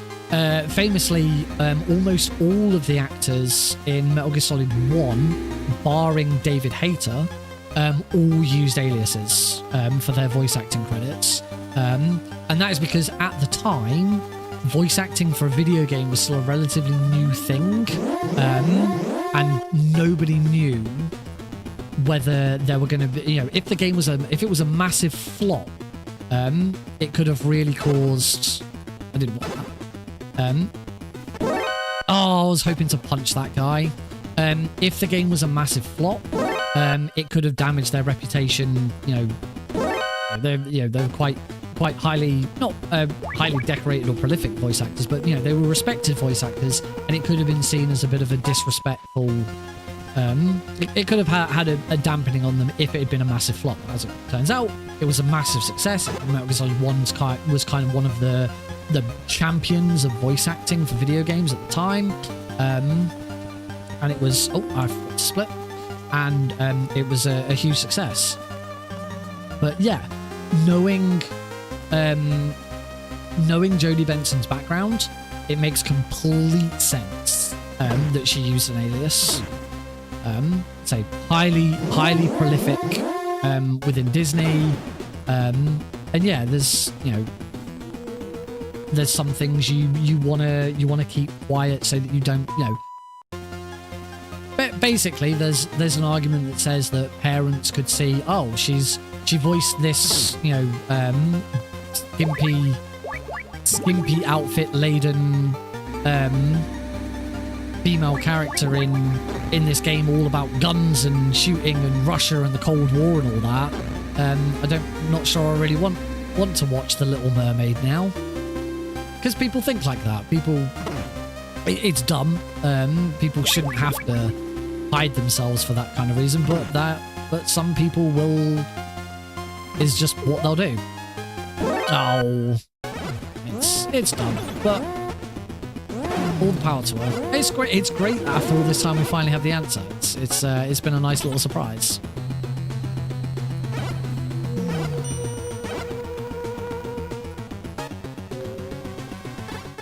We now need card 9.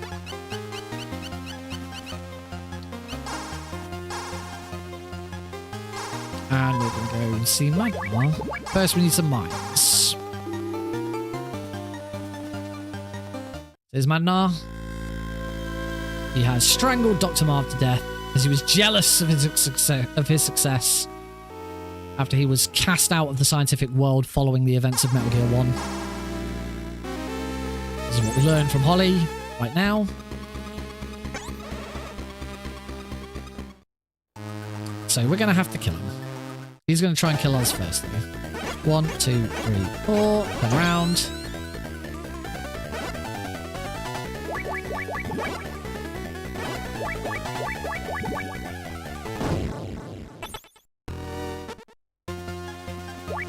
That one.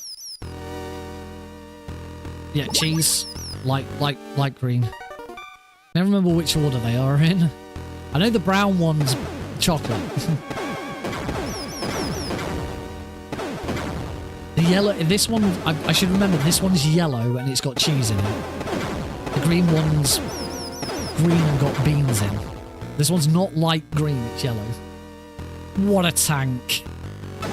Took those mines like a champ, didn't he? Then we want grenades and we want card 4. I got my specs. This is actually, we should count the grenades this time. Actually see how many I've got left by the end of it. Give me a better idea of whether I need them in the future.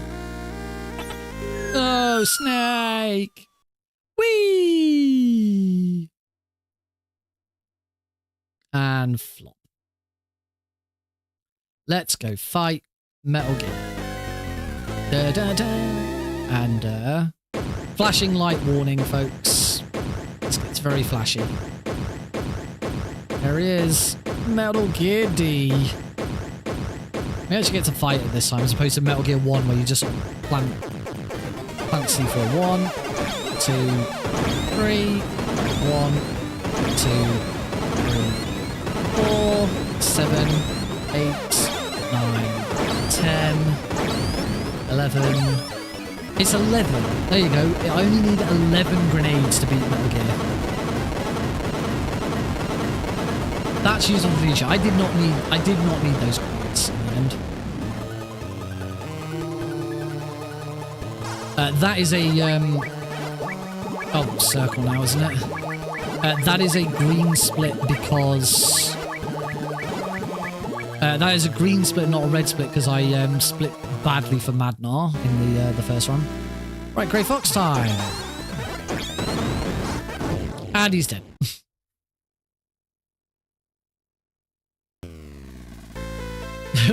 I'm adding more. There's not enough epilepsy in my game. Dun, dun. Right. Time to fight Big Boss. Here he is.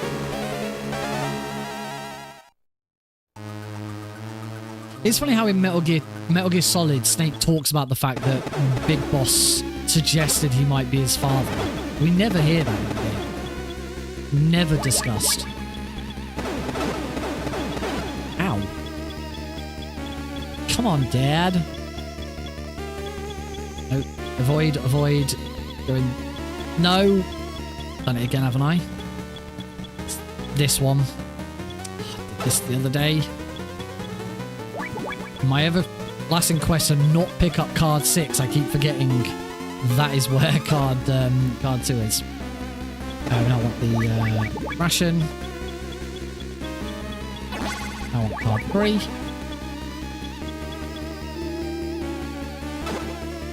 I want card 4. Watch the acids.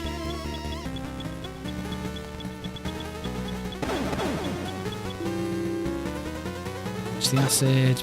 Card 5, and card 5 gets us. Oh, don't go in there. A lighter.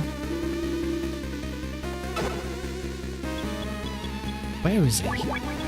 There he is. Oh, stay on that screen. No. No, I wanted him to stay on the other screen.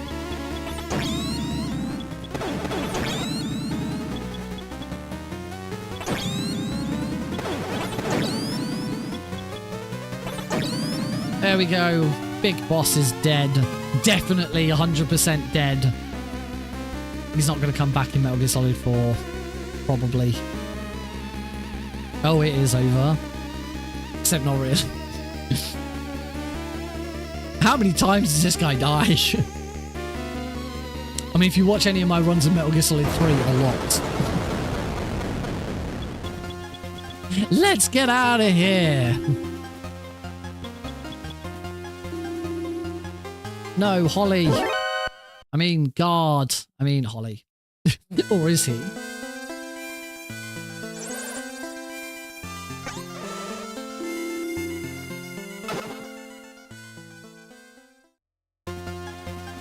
Oh no, an alert. We do get the awesome... I love the escape theme. Oh, there was a trap there. I don't normally trigger that trap. I've forgotten it was there. Punch.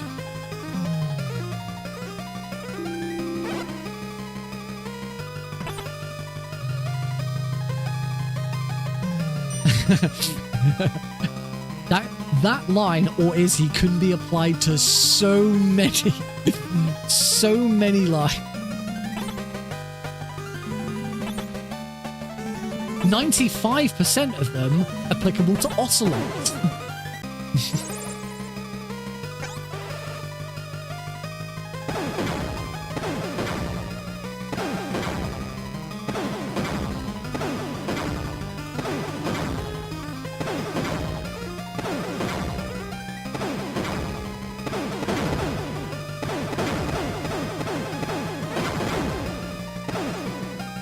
No, Snake's out of ammo. What are we going to do? Hey, I was stood in pretty much the right spot there as well. That's the ideal spot to stand in so Snake doesn't have as far to walk. Alright. We will split on screen fade into black, and then all we've got to do is watch the credits. I can tell you that we are already well past world record pace, which I was expecting. I'm not good enough at this game. I got a couple of deaths in Metal Gear 1, so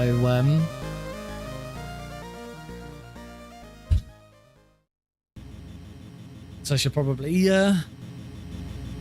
might want to do this again at some point. This has been all right. This is definitely going to be third place. It's not second place. Second place would be 160. So yeah, fixing a couple of those deaths in Metal Gear 1 would probably help. Few mistakes in Metal Gear 2 never help. Didn't get great RNG on the pigeon, but it is what it is. It is unfortunately one of the things that is gonna dampen me when it comes to the Master Collection Pentalogy. You know, I am aiming for the world record, but if I'm gonna be 2 or 3 minutes behind in these two, I probably won't be able to catch that up in Metal Gear Solid 1, 2, and 3. We'll have to see what happens. Got plenty of time. I haven't got a date yet for when I'm gonna do all 5. On Tuesday we talked about that it could be the weekend before Christmas. The plans that Heidi had for that have now fallen through, and she's not going away with Alex, so we need to think of a different time. I'd like to do it a little sooner anyway, but it's trying to find a time that makes sense. I mean, it might end up just being I start running at 7 o'clock when Alex goes to bed, and we make it a really long stream. I finish at 2 a.m. or something like that. I've kind of liked the idea of maybe doing a 12-hour stream to fit a couple of attempts in, as well as some other fun stuff. Yeah, it's if Heidi and Alex are here, then I kind of need to be around to help and spend time with my son rather than bugger off for 12 hours and stream. So we'll figure something out. We will do it. It might not now be this 12-hour idea that I had. But obviously, I do want to do it before the end of the year. I don't want to keep this, because otherwise I'm going to have to keep coming back to it, keep coming back to it, and keep it fresh. And I need to also play all 3 games in the series. And, you know, I think that's until I know when that run's going to happen for the foreseeable future. I think it just now needs to be, I go back and I play all 5 games, just whenever I feel like it, whichever one. You know, I feel like Metal Gear Solid 2 tonight. Let's play some Metal Gear Solid. I desperately need to play Metal Gear Solid 2 again. That's going to be the one that I'm going to struggle with. So yeah, getting some practice on all of them again is going to be a good idea. But yeah, I will figure out the date where we do the attempt for all 5. And obviously that date I'm going to push. I am hoping that maybe we, you know, might raise some money for charity as part of it. But we'll see what happens. But yeah, this has been the Metal Gear Duology on the PS2 PAL version, so it has been significantly quicker. 7 minutes quicker by the looks of things.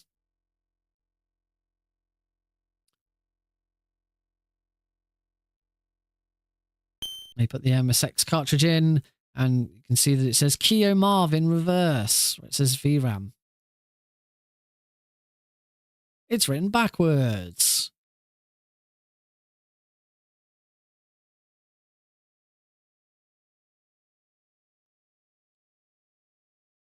I can't remember what's on this cartridge. I can't remember why this cartridge is important.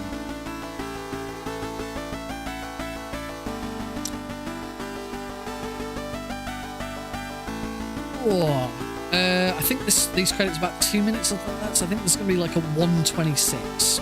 I really do need to actually watch a speedrun of this, of both of these games, to see what I'm missing. Particularly Metal Gear 2. Metal Gear 1 I know very, very well. I am a past tournament winner of Metal Gear 1. So I know that there isn't, unless something's changed since last time I played it. Metal Gear 2, I do feel like I'm missing something with this. The world record for this duology is 1 hour and 13 minutes. I am going to be like nearly 15 minutes behind that. So apart from just cleaning some stuff up, where is the time save? I don't believe that it's just down to cleaning stuff up. There must be something I'm missing.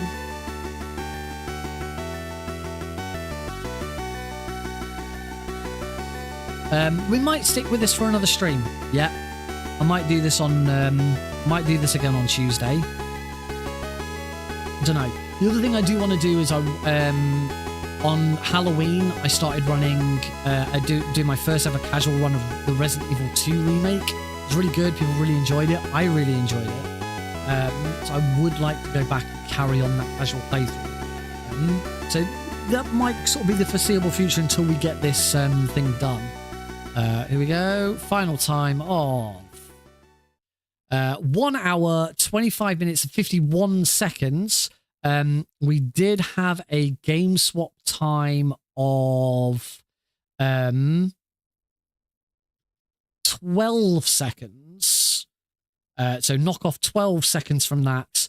And we get 1:25:39.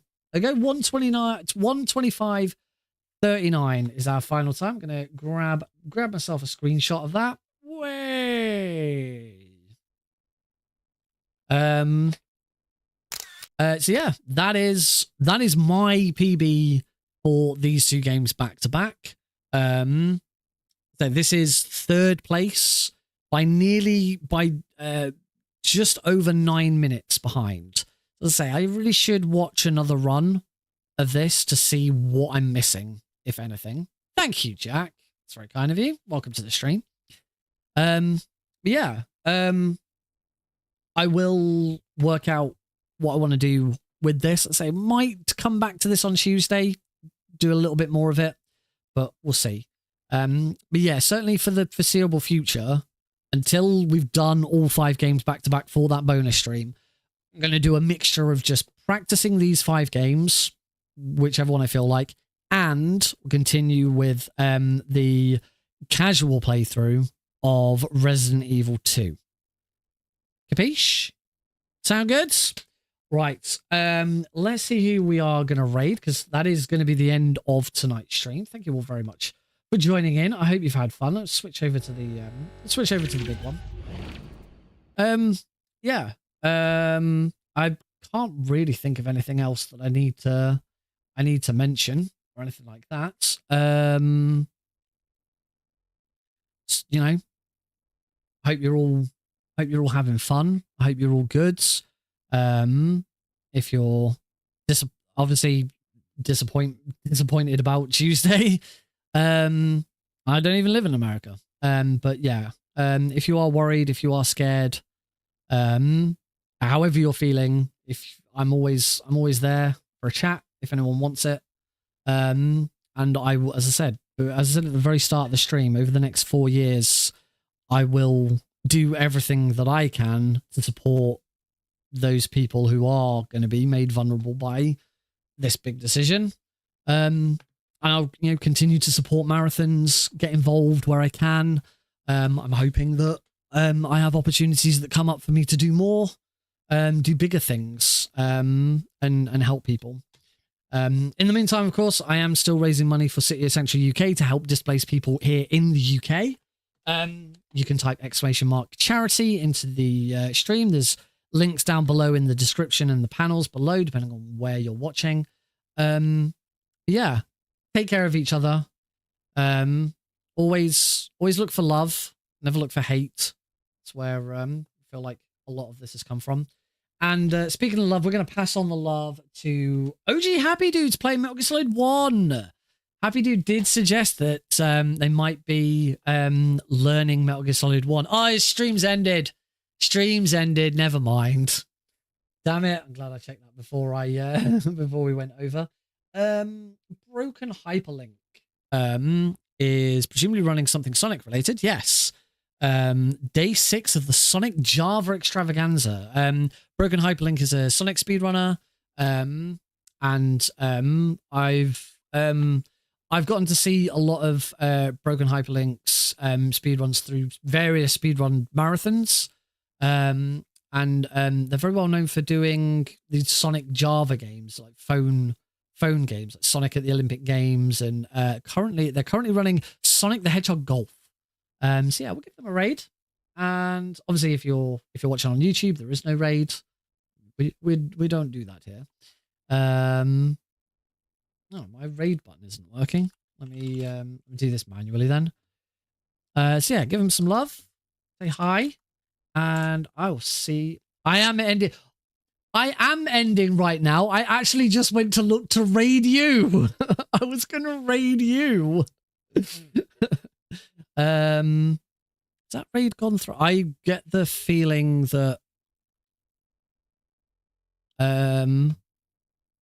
where's my stream? I get the feeling that I can't raid Broken Hyperlink. I think they have incoming raids turned off because I can't. I don't even know who these other two people are, but I'm following them. Do one more run before I head out. If you want. If you're going to go back and do a run, I'll raid you right now. But I can see that. Just tell me, if you're going to do that, tell me now. So that I can raid you and I can get off.